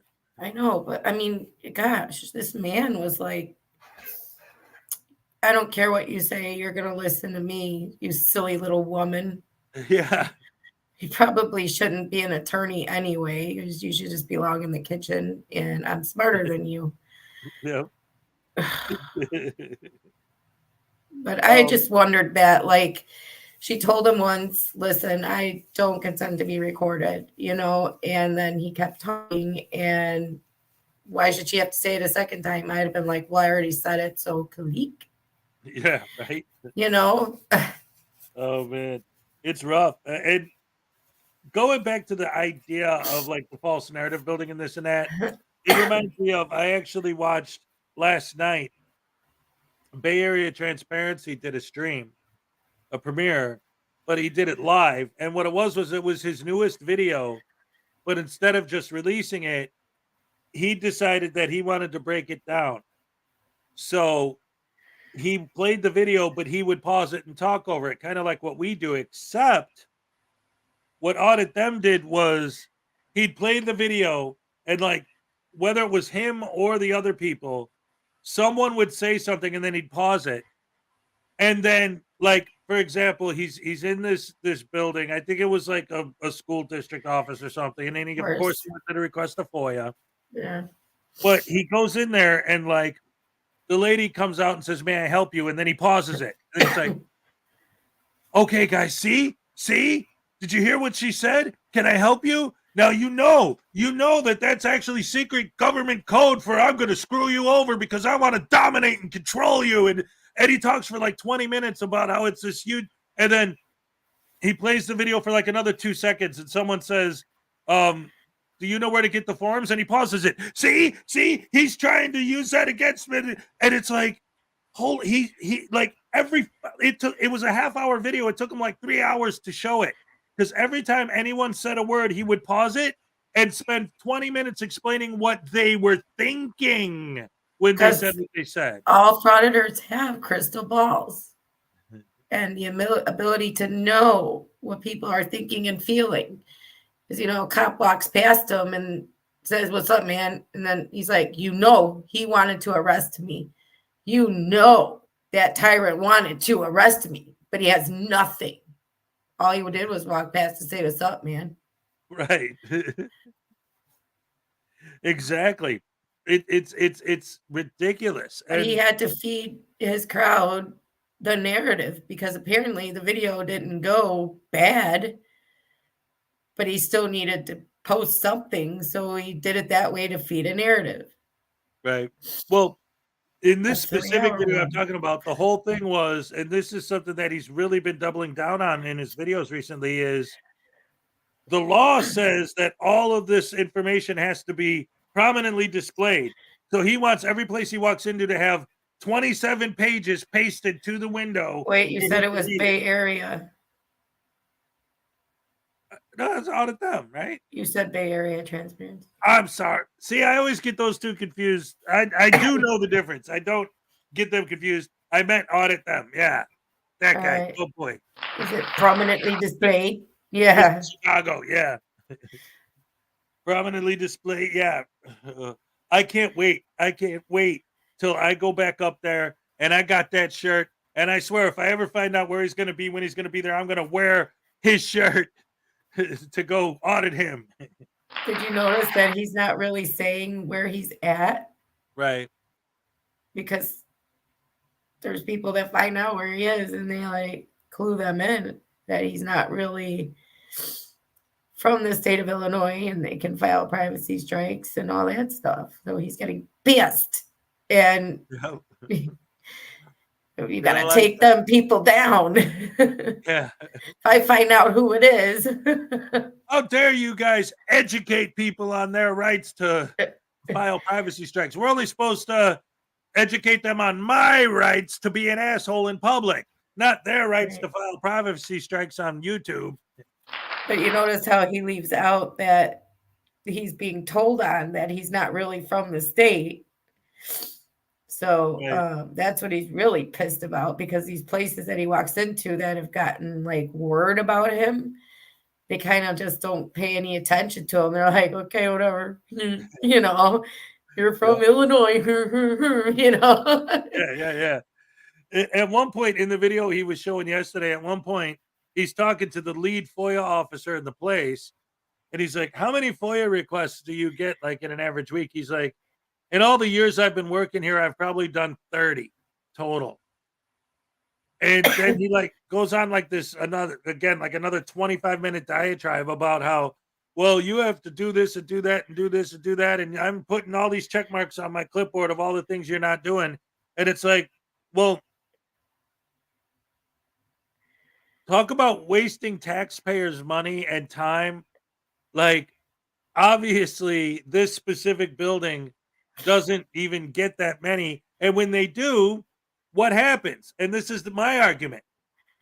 My tax dollars, because you always want to talk about my tax dollars pay for this, well, if you're looking at it that way, then my tax dollars are paying for the FOIA people to fill FOIA requests for people who actually need the information, not just to test and see if they'll fill it the way I want them to. And if they're going to prominently display, see, he doesn't understand that he's not reading the laws correctly in Illinois. And I went through and read them. And as long as they have them on the website, which they do, that's prominently displaying them. Because people can go on the website and read what they need to read. One of my favorite if they wanted to. One of my favorite examples of that specific aspect of it is that Tyrant Terminator one, where he walks into the building, and as he's panning his camera on the wall, literally is that all the FOIA stuff prominently displayed with all the information. But he had to pause the video to read it because he like just films it, just passes it with his camera, and then keeps walking, and then starts complaining about they didn't. And it's like, it's right there on the wall. Well, yeah, but you guys need to understand that I got the FOIA, and that's yeah, there it is, right there. You just freaking filmed it. Pause your video and look at it. Yeah. Like, they don't actually care. It's not on the wall. It's not in your wall. He will go in there and they'll have it like in a book out for people, you know?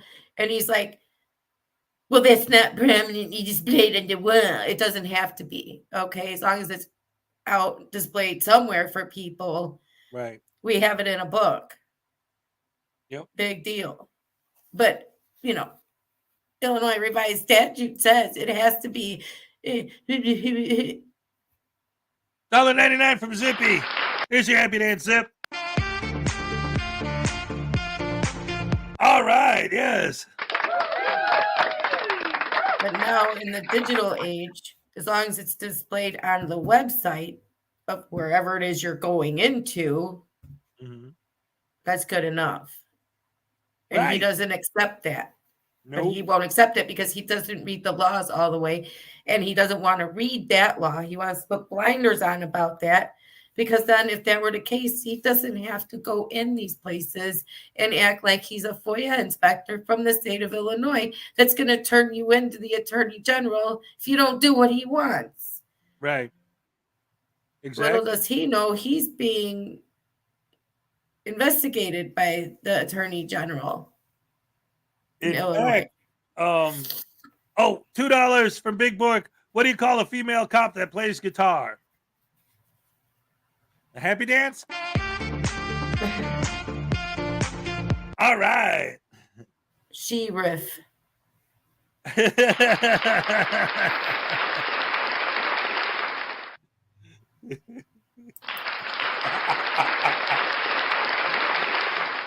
Rube Maximilian with a $20 super sticker. All right. Here's your happy dance, Rube. All right, yes. You know, Rube told me he's already got his janitorial staff in the process of moving up to Wisconsin so that they'll be ready to clean up after me when I'm done and making sure that my chair stays oiled. Yeah, it's a good thing that I'm neat. Rube never has to clean up after me. That's right. That's right. That's right. Ladies and gentlemen, round of applause for cleanliness. Yeah. Round of applause for Rube. Round of applause for all you guys, best fans in the world. Round of applause once again for the gorgeous Ray Ray. And of course, last but not least, round of applause for you. Me. Yeah. You as the best host in the world. The hostess with the mostest from coast to coast to coastess. Yeah. Wait, what about me? What about me? You're the best. You're the best baby voodoo in the world. Yay! Yay! Can I get it? Can I get a clap? Of course. Oh, I'm so excited! I've never got one before. Oh, yay! Oh, thank you, everybody. So, I didn't see you today so far, pretty lady. How are you today? I just woke up. I'm a little tired. Yeah. I'm a lot tired. I haven't been to bed. Oh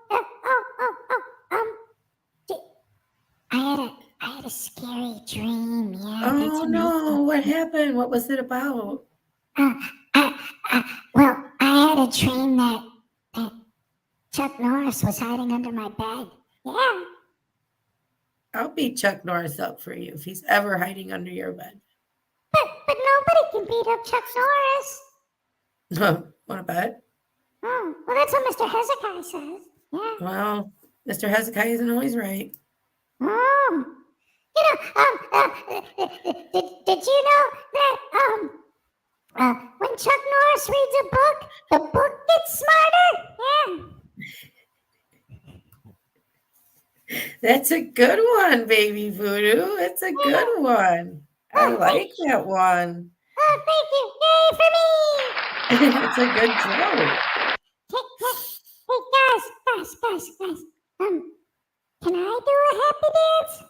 Absolutely. Yay! Oh, you can do whatever you want. Okay. Oh, goody. All right, here we go. Get ready. Okay, 1, 2, 3. You gotta hit the music. Okay. 1, 2, 3. Here we go. Oh no, wait, I blew it. Hold on, let me try again. Okay, go ahead, Hez. Oh, Mr. Hezekiah, sir, please.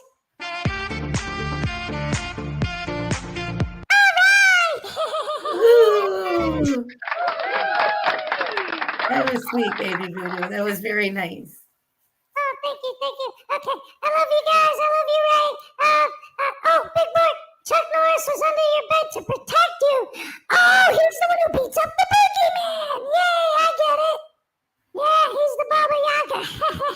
Yeah, I'm too young to watch those movies, but somebody told me that. Yeah, I'm too young.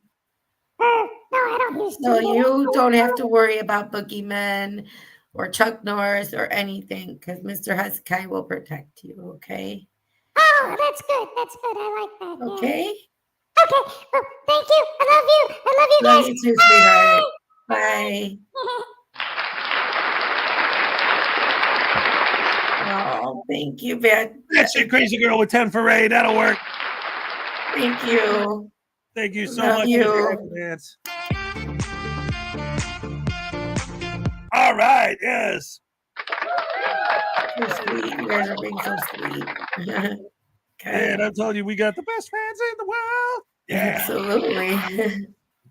Absolutely, we do. Oh my gosh. Oh man, this is absolutely love you guys. Thank you so much. Holy cow! Like more than I ever expected. Well, we didn't expect any of it, right? Like, No, I didn't. I absolutely said I was not looking for that. And we were just talking, but yay, you guys! That's how awesome these people are. I know. Oh no, Chef! I wish I was partying, but no, it was not partying. in the city. Yeah. But, oh, thank you, Batshit. You're just sweet. Anyway. Yes. Thank you so much. All right, are you ready to show our final video? Of course. Hold on, let me just take care of something here. Here we go. This is Debo's Nation video. He has a body cam video here that I thought you guys would find a little interesting. Probably some of you would get a little bit PO'd like I did because, you know, I feel about kids. This is a body cam video that he has about a mother who leaves her infant in the car to gamble. And it's from Debo's Nation. So I'm not going to say enjoy because you probably won't. But I thought it would be a good topic of discussion. All right, here we go, ladies and Let's gentlemen. see it. Hello everybody, welcome back to the channel, and those of you that are new, welcome to Debo's Nation. I got another good one for you today. It's from Bodycam Watch, and this one is a little bit disturbing to me. I don't like anything involving children, but this woman leaves her infant child in the car alone while she goes in to gamble. So without further ado, let's take a look. On March 4th, 2022, officers responded to a call regarding an infant being left alone in a car. Notified vehicle is unlocked. All right, real quick, a $5 super chat for $5 from Ironton Auditor. All right. The gold standard, the one who does it right. Ladies and gentlemen, happy dance for Ironton. Here we go. All right, thank you so much. Thank you, Ironton, and good morning. Yes. Back to the video. Where is running?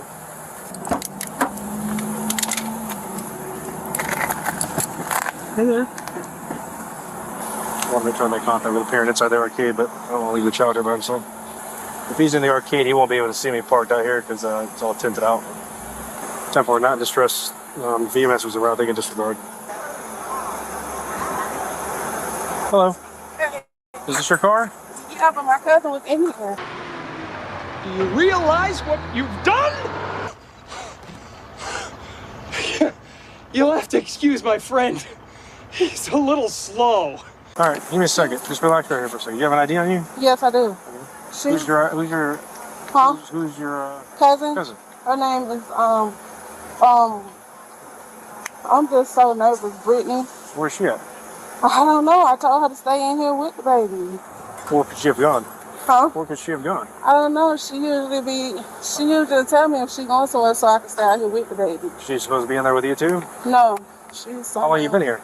Me? I just walked in here about 10-15 minutes ago. I don't think it's been that. It's probably been longer than that. I've been here for a minute. How long you been here? Longer than that, probably about 10-15. So okay, well, probably about 30 minutes then.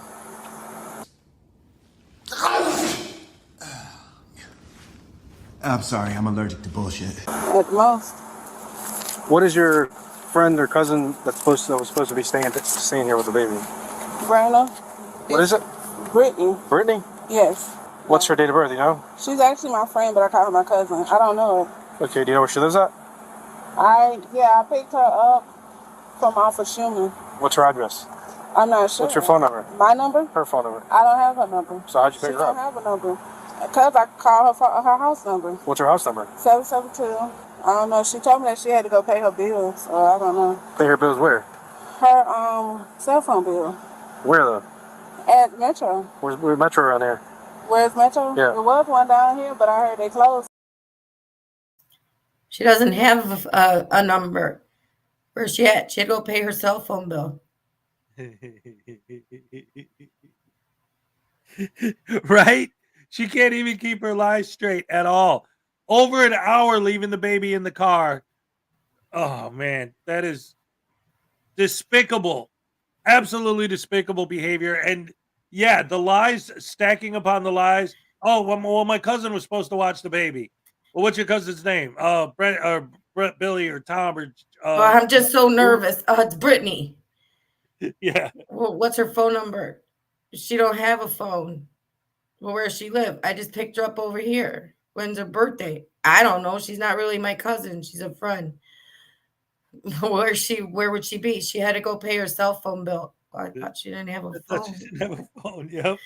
Okay. Yeah. Not just that, but like I would think, being a parent myself, that if I asked my friend to watch the baby, and then I came out and I found out that the cops were there because no one was watching the baby, I wouldn't be like, oh, well, my friend was supposed to watch it. I'd be like, you motherfucker, how dare you? What the hell's your problem? You saw, like, she's like, I wouldn't leave my child with somebody that I didn't know every ounce of information for that person.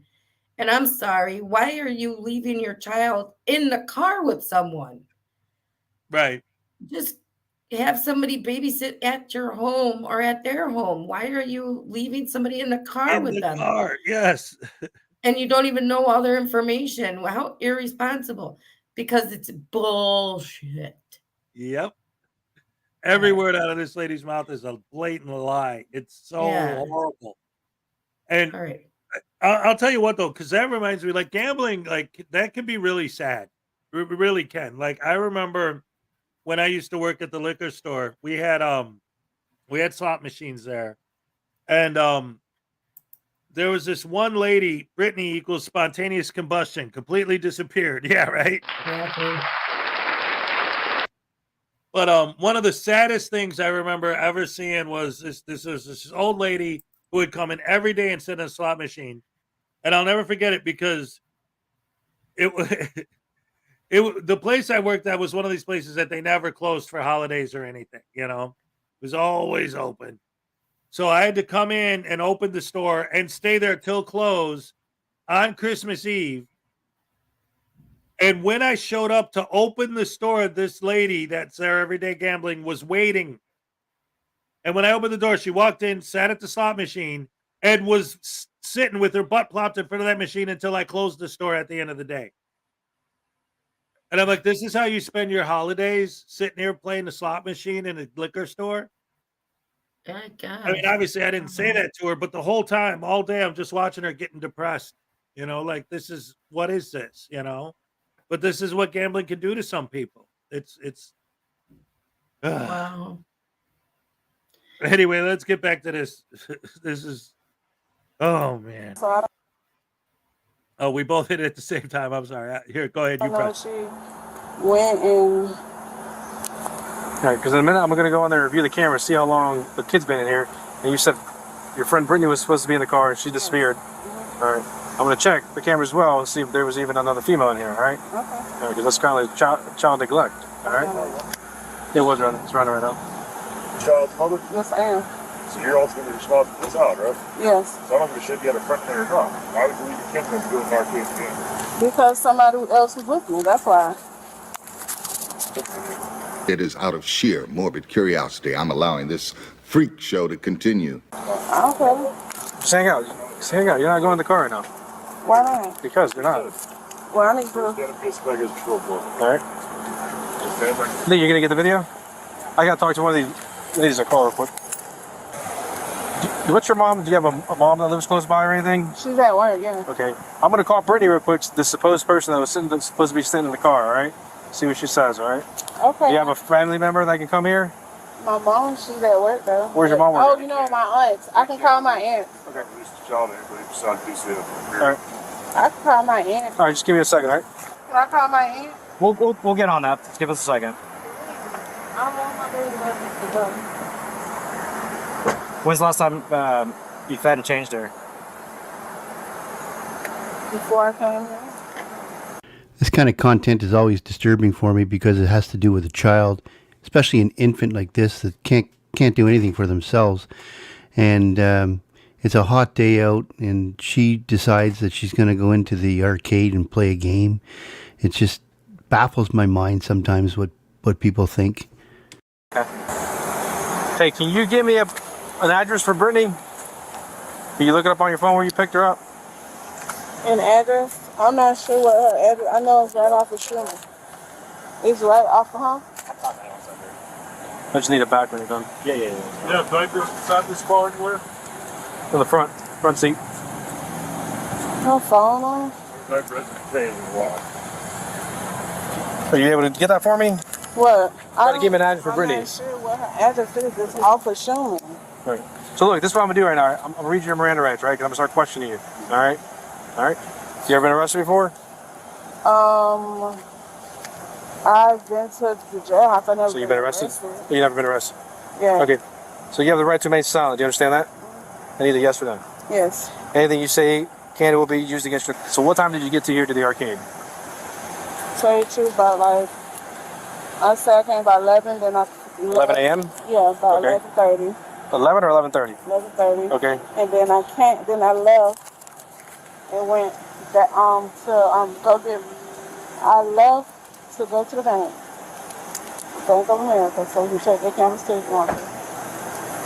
And then I came back. Which bank did you go to? Bank of America. Bank of America. Which one was that one though? Right there on 500. You know around what time that was at? I'd say about 12:30. Around 12:30? 12. Did you go inside Bank of America? Yeah, I went through the ATM. Through the ATM? What'd you go do there? I got money out. You went to get money out and then you came right back? Yes. Okay. And then what happened? And that's it. Okay. At any point in time did you pick up this so-called Brittany Collins? Yes, I've been picked up before I came the first time. Before you came the first time. And where was she at then? She was at her house. I don't know why people lie like this whenever they're caught red-handed. You know, there is no Brittany, there is no cousin. She doesn't know her phone number. She doesn't know where she lives. You know, she doesn't even know what time she got there. And police have been there for 10 or 15 minutes, and she says she's been there for 10 or 15 minutes, so she's been there a lot longer than that. And now she's saying she's there a half an hour. Doesn't make any sense to me, and this person does not deserve a child. At least not now. Okay, and you brought it here? At her cousin's house. I picked up from her cousin's house. And we came here, and then I played a little bit. I left, went to the bank, and then I came back. Okay, but so you brought her here the first time? Yes, I did. Okay, then the second time, was she still with you? Yes, she was. So you went to Bank of America. Yes. Brittany was still in the car. Okay. And then you went inside and played, and Brittany was supposed to be with the child? Yes, she was with her the whole time. She was on this side. Apparently there was nobody here, because it's empty, right? There's nobody here. Because she gone. That's what I'm trying to figure out. Where's Brittany? You can't give me a phone number. Everybody's got a phone number, a cell phone these Did days. you call her cell phone? I called the number you gave me. Okay, what did you say? It didn't answer. Nobody answered. No. Okay, and you don't have an address for her? No, I don't. Nothing. So you just know as Brittany Collins. Yes, Does she have a Facebook? Let me see if I can find her. Yeah. I guess I feel kind of different. I don't even really have a Facebook. Okay, does she have an Instagram, a Snapchat? Yes. I did see that Kick said that he's done with YouTube. So God bless him and help everything turns out all right, you know, and that he's all good and just, you know, living life and outside of the internet. Nothing wrong with that. God bless Kick. There's my Kick hat right there. He was one of the first people in this community that I ever actually spoke to, you know, outside of the internet. Great guy. Helped me out when I was at my lowest point before I came down here. Great guy. We love Kick. He actually did a reading of my book once. That was great. Great supporter of the channel. God bless Kick.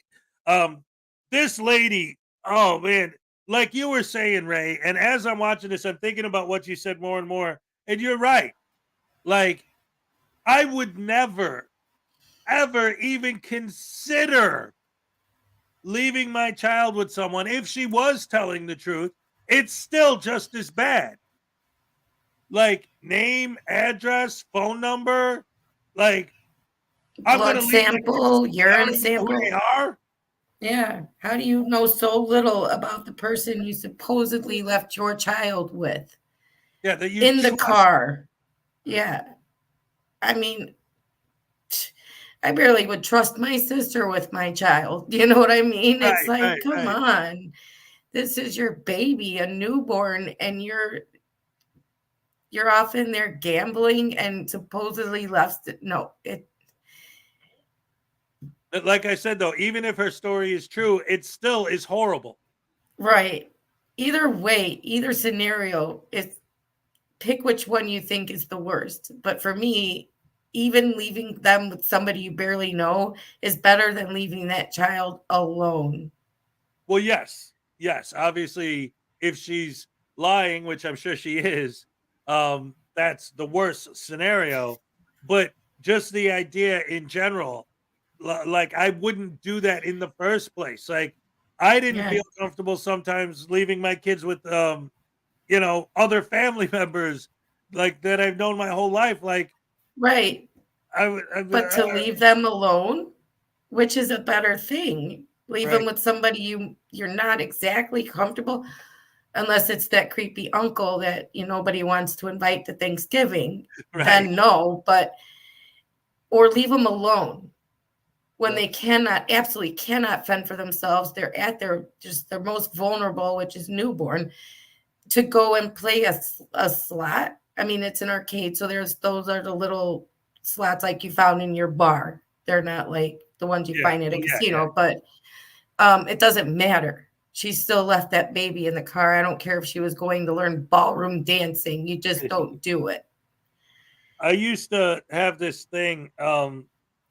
My ex always used to make fun of me for it, but we called it the football carry. And it was a way I would hold the baby, like kind of like this. Yeah, face down and you crooked your arm. That. Yeah. And it got to a point where like everywhere I would go and everything I would do, the baby'd be right there. Mm-hmm. And I used to get made fun of for it because, I mean, I got to run to the store quick. Baby's right there the whole time. I got to do this. And so I get the idea that, if you're going to just run in somewhere real quick, you got to go get the car seat and I'm just going to be 5 seconds in and out. But because the baby's fussing or whatever, it's going to take me 20 minutes to do it. But I did it. I don't care if it takes you 2 hours for a 10-minute trip. If you have the baby's with you. Yep. Exactly. Every time. You chose to have that child. Mm-hmm. Now you take care of it.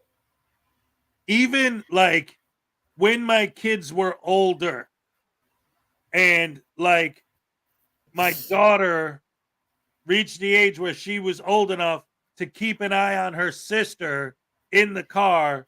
If I was just going to get out of the car, run into the gas station and run out, no, I wouldn't do it. Do you know how fast somebody can take your kids? Huh? Yeah. Do you know how fast that can happen in the blink of an eye? Yep. Predators are like the Flash. Yeah. They've got it down. There's no way I would leave. No. When I would have my niece and nephew, they came with me. I don't care. Yep. You're napping, I'm carrying you. Yep. That's exactly right. Exactly. Yeah, you might think it's a pain in the butt, but you know what's a worse pain? Losing your kid to a predator.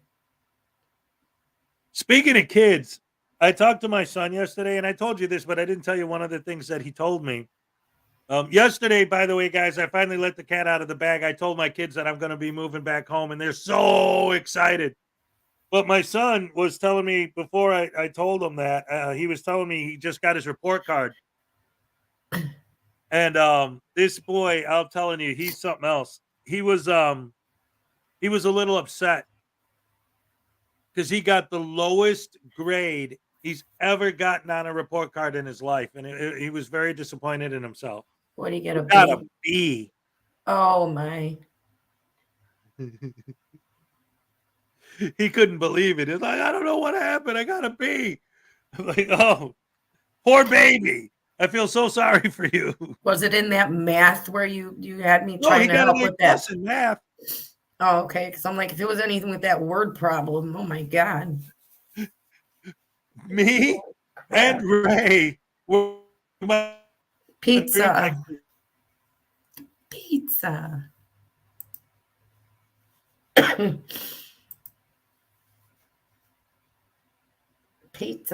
Pizza. There was this math problem that his son had. Oh my word. Okay. Yeah, Ray and I were in a stream like this, just hanging out, and my son called, and Ray and I were both helping him with his math homework. And the questions they were asking him were like, wow, brutal. I'm like, what? It's like the train leaves Boston at 55 miles an hour, and another train leaves Chicago at 45 miles an hour, and there's a house in the middle. Which one is going to reach the house first, purple or black?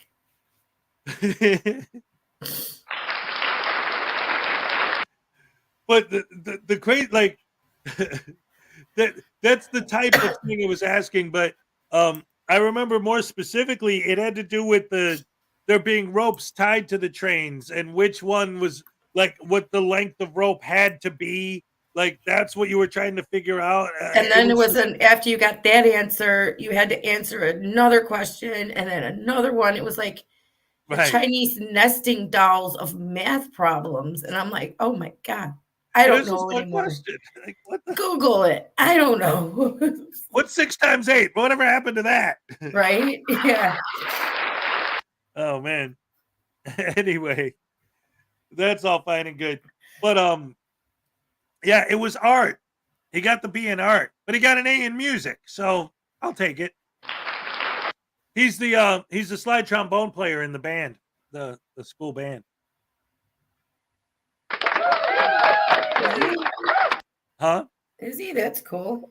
Yeah, actually it is. It's very cool. So anyway, back to the video, guys. I got to be able to identify her to verify your story because.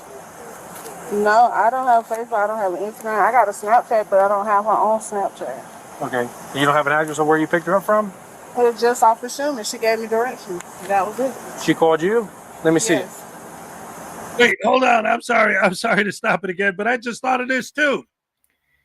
On top of not knowing anything about the person that you trust to watch your baby, you don't even know how to contact them. Well, I don't have her Facebook. Well, I don't have a Snapchat. I think maybe I would have the name, phone number, address, Facebook, everything of anyone that I would leave with my child. But again, I wouldn't leave anyone with my child in the first place. Exactly. And It's I know I all can say that 'cause I got 4 excuses. kids and I never did it. What? How one person can have such little information about the person that's supposedly your friend that you would, such a good friend, you call him your cousin. Nah, this And person trust them to doesn't watch your exist. baby. Right, this person doesn't exist. Nope, no such person. No. If I got it in. You go to your recent calls. Wait, I'm trying to see. Today, there's no calls from that number that you provided me. Okay. No, because you have. she didn't call me from that number. That's why. What number did she call you from? I'm sorry I lied to you. Because look, there's this number you called at 9:20. Well, I'm sorry. I have a habit of just deleting numbers too. Okay, well, that was her cousin number. And then at 10:16 you called Nicole, and she called you. Then you called Nicole back at 10:37. You received a call at 11:21, and then you made 2 calls just right now. Where we're standing here to Tanya. So no at point in time did you receive any other call from any other person. Numbers. Why do you delete numbers? All these other numbers are here. Because if it's not, that's her cousin number. Why would I keep her cousin number? Okay. In the phone? So you're telling me there was somebody in the car the whole time? That those cameras are going to show. You understand me? Did you look at them? No, we haven't because the owner's coming to get them. All right. If that's a story you want to tie yourself to, that's fine. That's on you, not on me. Okay.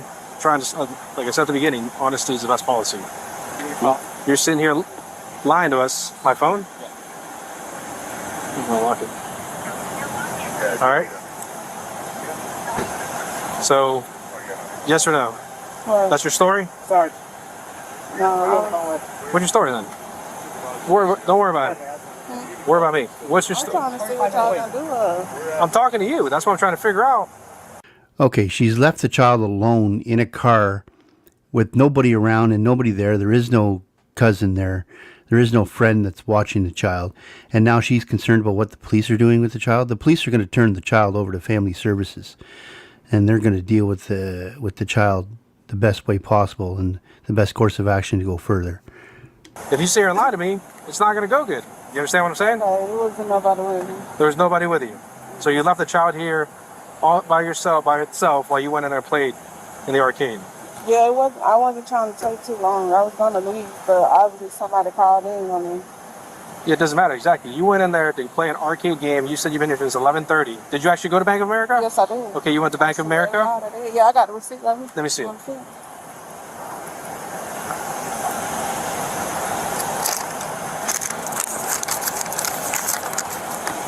So you withdrew $320 at 12:08 hours, right? How long is the drive from Bank of America to here? It's maybe 5 minutes, right? No, they closed that off. Okay, so 10 minutes. Doesn't matter, right? 10, 15 minutes. Yeah, 10, 15. Okay, so at 12:08, you got back here at 12:20. Okay. And what time it is now? Well, it's 1:46. All right, so I got here. I'll look at the time. So the baby's been in there for over an hour. You know what I'm saying? Probably about, yeah. Probably, no, I know. All right. Okay, so what I'm trying to say is, what y'all gonna do? So this is what's probably going to happen. All right. DCF is going to come out here to pick up the child. My mom is at work right now. I can have her come get her. Okay, so look, this is what's going to happen for right now. All right. I'm going to be brutally honest with you. That's up to DCF. That's not up to us. The truth shall set you free. All right. So right now, you want to put your phone in your purse real quick for me? Take your purse off for me. Why can I have my phone? What's that? Why can't I hold my phone? Because as of right now, I need you to place your hands behind your back. You are being arrested, all right? No, don't like that. Put them together. Turn inwards, just like that. All right. You might have to lean a little bit forward.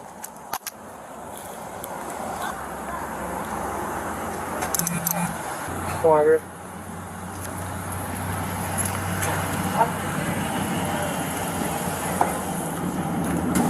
I'll stay with her. You want to follow up on that? I just want to check it. Is there anything in here that shouldn't be in here? Anything illegal, narcotics, drugs? No, nothing but my money. Nothing but your money. I'll just take it up there. Yeah, count it real quick. Watch your. I'll put that with it.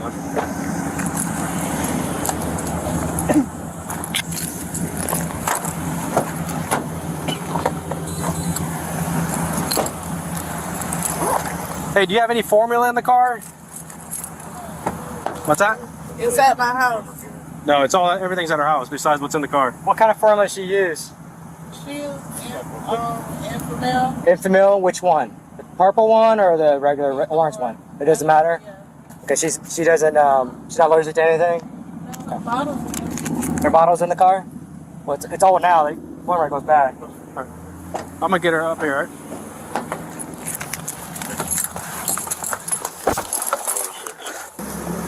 She would be charged with felony child neglect and leaving an unattended child in a vehicle. And that's how we'll end it there. Loser. All right, folks, we're going to end that there. As you can see, she is facing charges and will have to answer to that court. Hopefully the courts will handle her appropriately, and hopefully the child ends up to be all right, and maybe they'll find another home for the child. With that being said, please share, like, and subscribe. If you know anybody who would like my content, please introduce them to my channel. Please visit my merch store, and if there's anything that you get or like, let me know in the comment section. Let me know what you did with it. All right, until then, Debo's out. All right. Round of applause for Debo's Nation. But a round of boos for that horrible mother. That was disgusting. The lies. Just the lies. The fact that what did she think that they were dumb? I mean, yeah. They were just going to believe her, like, oh, okay, so this phantom person just took off. Right. And they even said, okay, fine. Let's contact them so we could go after them for leaving the kid. Like, what's up? You know? No contact, no nothing, no phone number, no answer. No. And finally she's like, yeah. All right, well, you're under arrest, lady. But I don't know, because I've been listening to Chili DeCastro, and I thought that how come the cops didn't beat her up and torture her and slam her face into the ground and stomp on her? I don't get it. I thought that's what cops do. That's what they're supposed to do. So I guess they were just slacking that day. Right? They were exhausted from all the lies, so they're like, "Oh man, I can't even lift my feet." I was gonna kick this lady in the face, but I guess I couldn't today. So, Lies oh are man, exhausting. all this tyranny is so difficult to handle. So that's it. That's the world that the frauditors want, where people could just leave their babies in the car until they suffocate and die. I guess I don't know. Yeah, I mean, it's. I don't, I'm just that it. I'm, Jason Gutterman. People that would harm their children, though, for their own needs. Yep. The children they shouldn't even have an opportunity to get them back. Yeah. That's horrible. Oh, that's bad stuff. Bad stuff. Bad stuff. So anyway, let's Frauditor watch. Had a mom leave her kid asleep in the car at the shopping center, 103 degrees. Police gave authority to break into the car and retrieve the baby. All right. Yeah. Good. Yeah, you can't leave a baby for long in those temperatures. They don't have the wherewithal. They don't have the physical ability to withstand that. I mean, not many people do, but babies, tiny little babies, Yeah. they rely completely 100% on their parents for their survival. Right. And not just that, but like I've seen so many situations. I mean, this has happened more than once because her thing was like they didn't talk about it, but I could hear it. You could tell she left the car running so that the air was on for the baby. But how many times has somebody saw a car running and so they jumped in the car and stole it? And you hear stories about somebody stole a car and there was a baby in the car. Right. Yeah. Or like I'm fond of saying, how many predators would walk past, glance in the car and say, "Oh, a baby." And the car's running. Oh my God, it's my lucky day. Yeah. Free car and a baby I can sell. Oh, yeah. I don't even care less about the car. You just want the baby, Right. Oh, man. I mean, never. I just, like somebody said earlier, I don't remember who it is. I'm so sorry. You need a license for so many things in this world. But having a child isn't one of them. Oh, that's proof that literally any random idiot that can do the dirty deed. Dirty, yeah, can produce a baby and you can just go home with it. Yeah.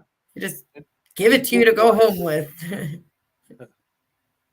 Hey, look, I got a new toy. Or like Script Cat said, a meal ticket. Yep. Well, anyway, guys, we're in our last half hour. Yeah, yay! We get to like not talk about that for a few minutes. Yippee! Oh my goodness! So, what do you guys want to talk about for the last half hour? Just have some fun in the sun for everyone until we're done. Yeah. What do you guys suggest for conversation today? Questions, comments, concerns. Best way to cook bacon. In a pan on the stove. In a pan on the stove. You know what I like to do? It depends on what I'm doing with the bacon. When I'm making BLTs, what I like to do is to get a flat pan, like a cookie sheet, and lay out a bacon weave. And then you bake it in the oven, and then it comes out, and you can cut it into squares that are the same size as the bread. And then put your lettuce and tomato and your mayonnaise so on it. Bake your bacon. When I'm making a BLT, I do the bacon weave. You lay out all the strips like one way, and then you cross hatch, and weave the bacon together. And then you do a nice expert level bacon weave, pop that sucker in the oven until it's nice and crispy. Oh yeah, and then you Crispy. cut it to So perfect. you like your bacon where it's like ashes, falls to ashes in your No. That's burnt. I don't like it burnt. I like it crispy. I It's like to real cook fun. mine in a pan on the stove, like God intended you to cook bacon. Well, that's the way I like it, like with eggs on the side or with breakfast, but on a sandwich, I like those nice perfect squares. You just cut them and they fit, and then a nice thick bacon weave. Oh, it's so good. Are you hungry? No, but what's wrong with it? Oh, because you're like, we were deciding what to talk about, and again, food. Well, because I know you're good at it. I'm good at it. Everyone's good at food. Who doesn't like food? Even skinny people got to eat. Yeah, but they don't. Yeah, right.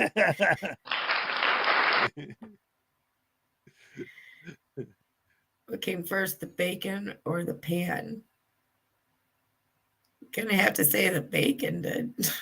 Yeah, I think pigs were around long before anyone was even a human at all, let alone invented. Before anyone discovered that you can have bacon from a pig. Yep. You guys ever sit and like think about the first person to do this or that or the other? What in the heck were they doing? Yeah. Like the first person to milk a cow?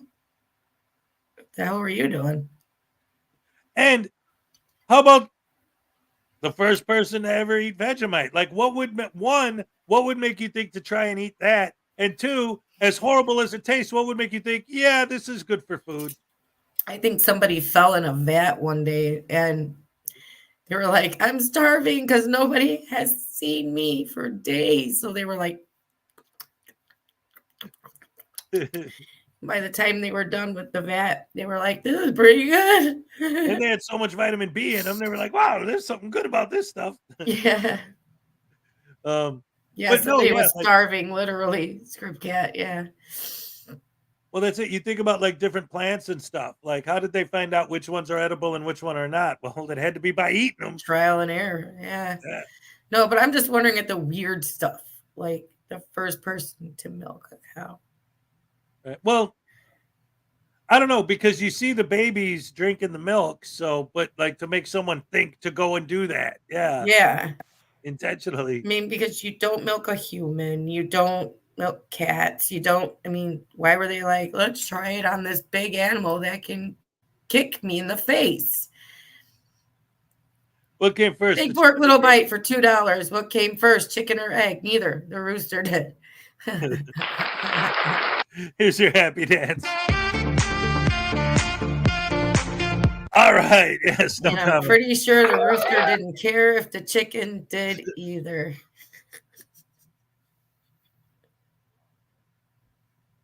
Moving on. Yeah. Well, we just got demonetized. Thanks a lot, Big Pork. I'm glad we made money. Oh, no, I know. YouTube's I not know. going to know what, but no, I know. asking the age-old question: which came first, the chicken or the egg? No, the rooster. Come on. All right.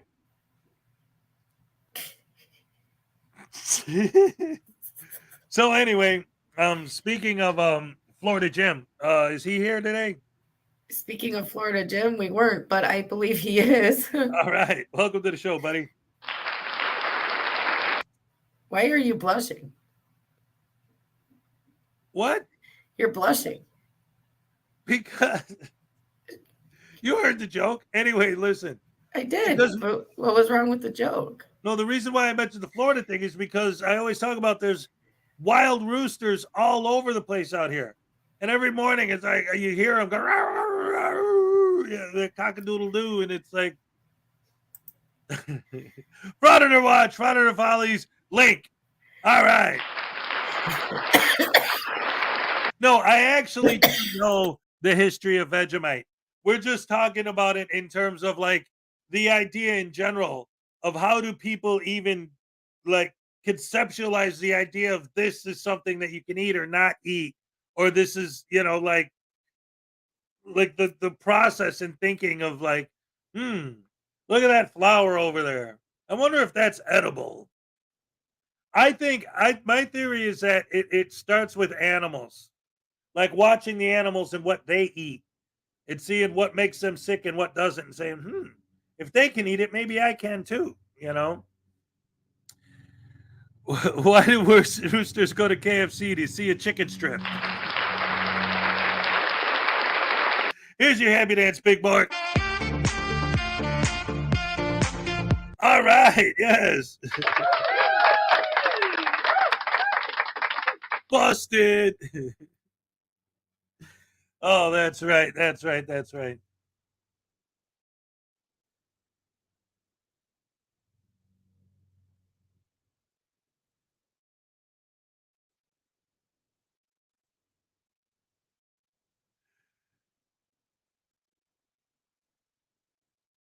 Hello, ladies and gentlemen, and welcome to the Dead Air program starring Hezokuai Jenkins and Ray. All right. Oh my God, my mic was muted. Yep. Mother trucker. You're muted, huh? Because I was coughing. I was saying, have a good day, Anastasia. It was good to see you. Yes. Yeah, Gus, get someone to eat it first. If they survive, go on and eat it yourself. That's it. It's like those kings that would have the food tasters, you know, because people would try and poison them all the time. It's like, here, other human being, eat this. Yeah, right. You know, if you I die, don't then I care know I if you can die. Yeah. It's Right. like, so yeah, and it's so just mean. Yeah. Yep. It was true. They did. They gave like, Yeah. Here, if you don't die. That was a real thing. As if your enemies will not catch on that you're going to have a food taste part of your food. Okay, well, we'll give them the part that's not poison, and we'll put some of the part, like the poison part, on your plate. You know, it's right, like, they're not so dumb, you know. Okay, that they can't figure that out, you know. Right. Yeah, there was some bad stuff going on in the old days, but there's some bad stuff going on in the new days too. Right, it's going on everywhere. We just watched some of it. Yeah, we watch it every day. Yeah, yeah. It's on the news. It's everywhere. You go outside, you see like rotten people. You watch it on the people frauditing and just everywhere. But there's also good in the world. Yes. We've witnessed it ourselves here today. That's right. You guys. Big hearts, big love. And yes, there are still good people in the world. And every once in a while, you get an experience in your life like I never forget. And I mean, it's not about. It's about pizza. Everybody copy has. It's about pizza.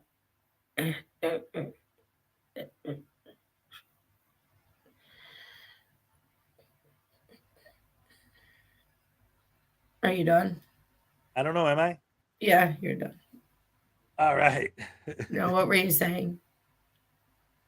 Like, I'll never forget this because it was like so awesome and like kind of restored my faith in humanity at the time.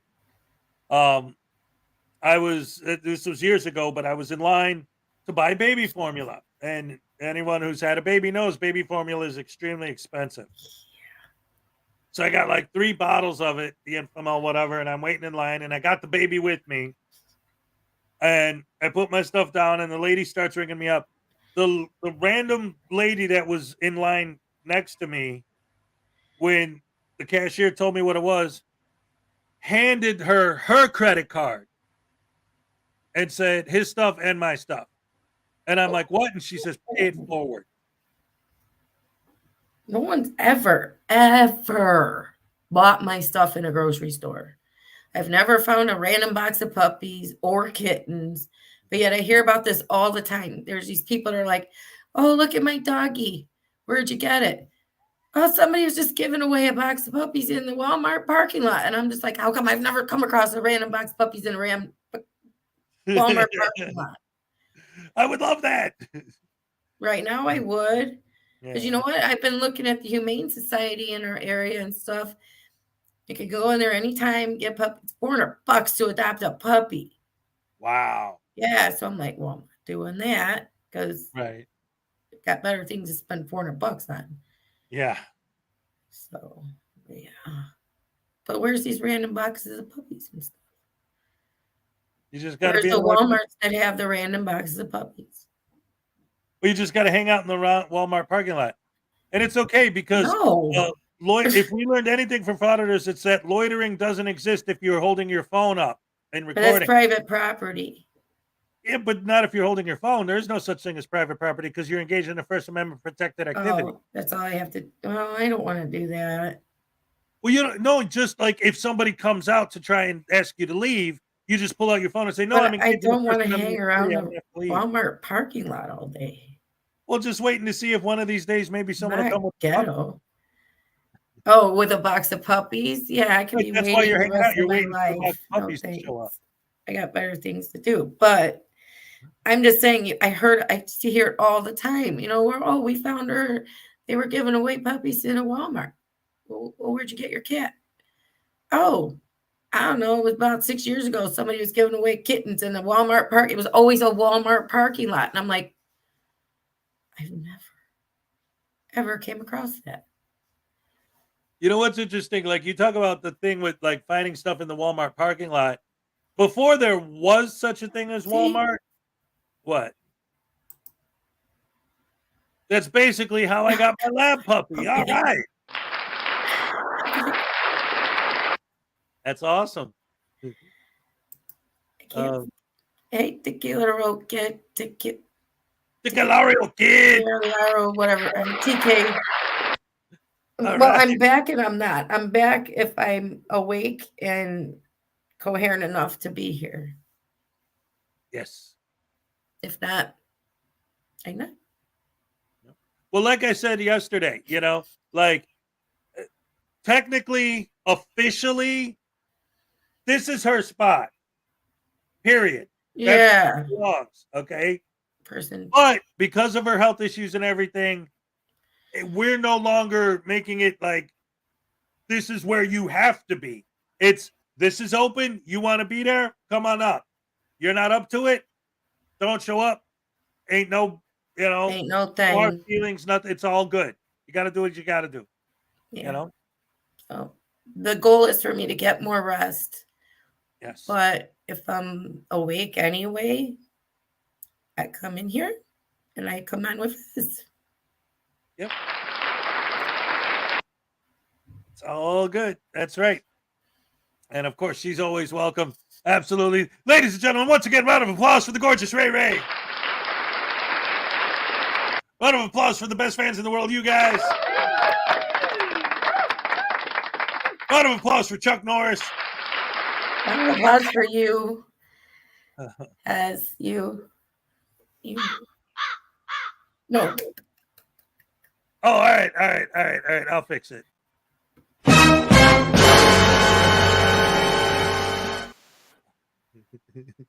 Fine. Don't. Round of applause for me. There you go. I feel too, you know. Well, you make people clap for me. That's awkward. Yeah, but you deserve it. Oh, and you don't. Anyway, okay. Because when I am asking for a clap for you, you're not asking for it for yourself. Okay, guys. For myself, I feel like let's have a round of applause for the best host in the world, Hezokuai. Oh, sorry, that way. All right. Thank you. Go. Is that better? Yes. Okay.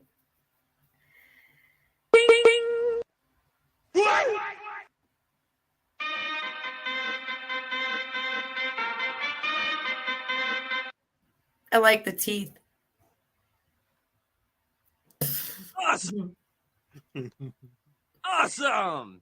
Awesome. What about the new clap? I like the new clap better. Oh, it's a laugh. Oh, the new laugh better. That's right. Not the new clap. The new laugh. Yep. I like that one way better. I found out why I lost that one and forgot I had it. What? You got to look at the chat because it won't show up on StreamYard, the emojis.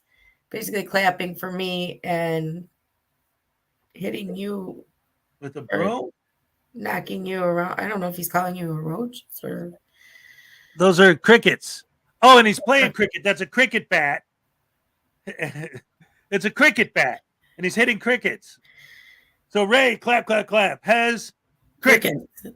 Oh, crickets like chirp, chirp, chirp. Like Right. nobody wants Basically, to what he's saying is, this is for Ray.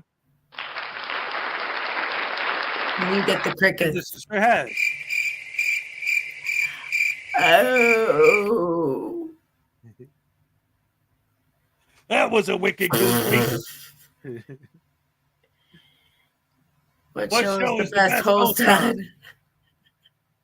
Isn't it Ray? Yes. Yeah, Big Morgan Parson. Isn't Ray host? No, I'd be on the other side. Oh. Are you pizza again? Yes. I'm a producer.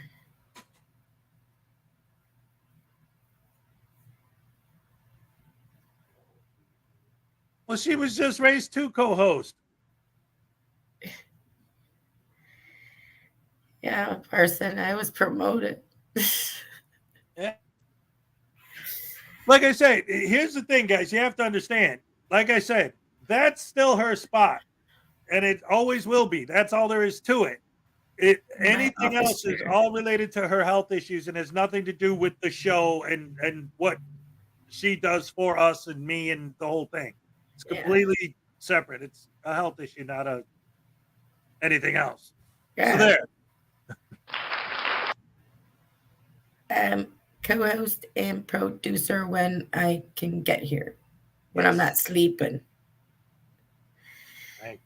It was just taking a toll on me to get up every day at 2:15 in the morning and get here and everything. So yeah, it's prioritizing. I'm just prioritizing getting sleep instead, And you guys, you got to remember too, with the time difference, like, she's waking up at what, like you said, 2 in the morning. 2 in the morning, basically. Yeah.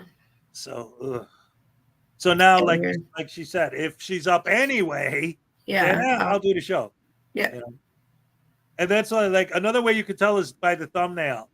Like if you notice, I introduced the new thumbnail that had me and her on it. And then the last couple of days, I had the one with just me because I didn't know if she was going to be here or not until she shows up. And he won't know usually because I can't really say for sure every, day if I'm going to be there the next day. So I know that's a hell of a thing for Hez, but it's not something I'm really going to know. Which is, again, it's all good. Yeah. It's fine because I understand completely. And that's another thing too, guys, like, because we do talk outside of the show. Like I know, what's really going on with her and everything. And I completely understand if she doesn't show up, I have no beef at all. It's all good. I really wish I could be here every day. You guys are so much fun. And, I like talking to you guys every day, but it's like sometimes just too hard. I can't get up and I'm really tired and, I don't like that, but there's not a whole lot. I'm learning there's not a lot. I got to listen to my body and stuff. So, yeah, you got to do what you got to do. You got to do what's best for you. And I think everyone agrees. Ladies and gentlemen, once again, round of applause for the wonderful Ray Ray. Gorgeous gal. Round of applause for you guys, best fans in the world. Yes. And a round of applause for the best host in the world, Hezokuai. Hostess with the most pizza. Of course. On that note, ladies and gentlemen, don't forget to join us tomorrow. Tomorrow's going to be the Hers Day for the ladies.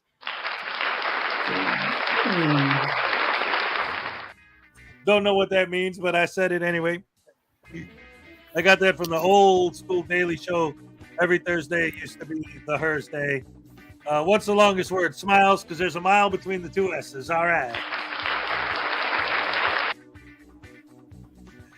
Love you guys. Any last words, Ray? Love you guys. Thank you so much for all of your generosity and your moral support today. I really appreciate it. The moral support was much needed. I love you guys, and I will see you around the chats. Take it easy. Love yous. All right. Yes. Beautiful. Thank you guys for joining us once again. Oh, yeah. I'm all shook up.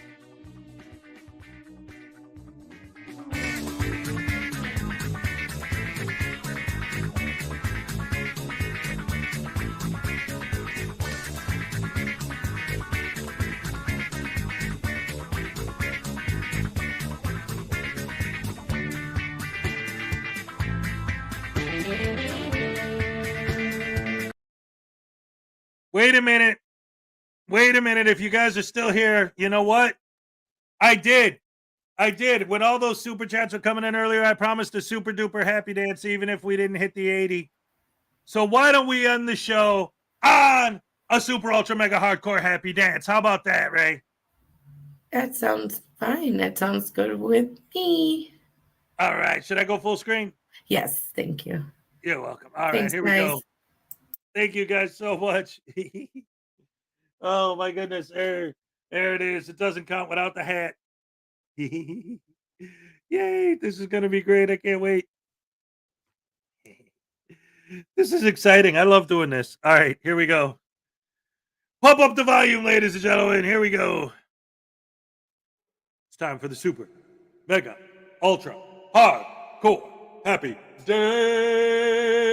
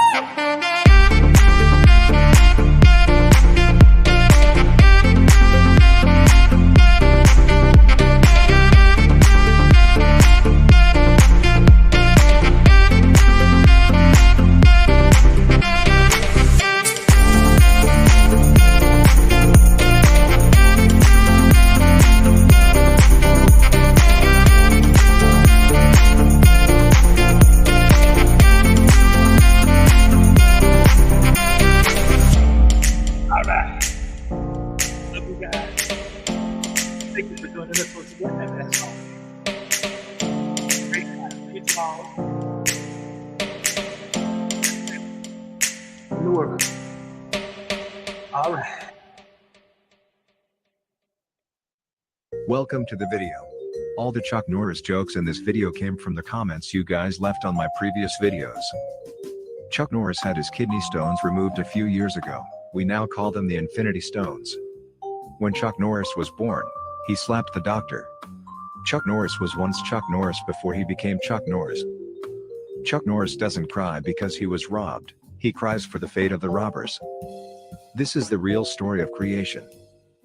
Chuck Norris nodded the first time and God created light. Chuck Norris nodded the second time and God created the sky. Chuck Norris nodded the third time and God created dry land, seas, plants and trees. Chuck Norris nodded the fourth time and God created sun, moon and stars. Chuck Norris nodded the fifth time and God created birds and sea creatures. Chuck Norris nodded the sixth time and God created humans and land animals. Chuck Norris nodded the seventh time and God was allowed to rest. Chuck Norris was once bitten by a king cobra, and after 5 agonizing days, the cobra died. Chuck Norris doesn't sleep. He waits. Chuck Norris plays football with asteroids. Chuck Norris built the hospital he was born in. Chuck Norris went skydiving for his birthday. When the chute failed to open, he took it back the next day for a refund. Chuck Norris can clog a toilet with pee. Cars were invented to escape Chuck Norris. Unfortunately, Chuck Norris invented car accidents.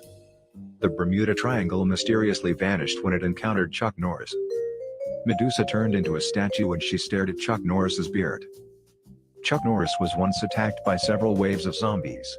The zombies are now trying to survive a Chuck Norris apocalypse. Chuck Norris heard nothing could kill him, so he hunted down nothing and killed it. Chuck Norris killed his death. In heaven, when God sneezes, the angels all say, "Chuck bless you." Chuck Norris can still kick your ass while both of his feet are standing on the ground. Chuck Norris can build a snowman out of rain. Chuck Norris can do all the push-ups. Chuck Norris knows the exact time when the first clock was invented. Chuck Norris doesn't have to do his taxes. He just sends a picture of himself to the IRS. Tornadoes get Chuck Norris warnings. Thanks for watching. If you enjoyed the video and want more like this, please like and subscribe.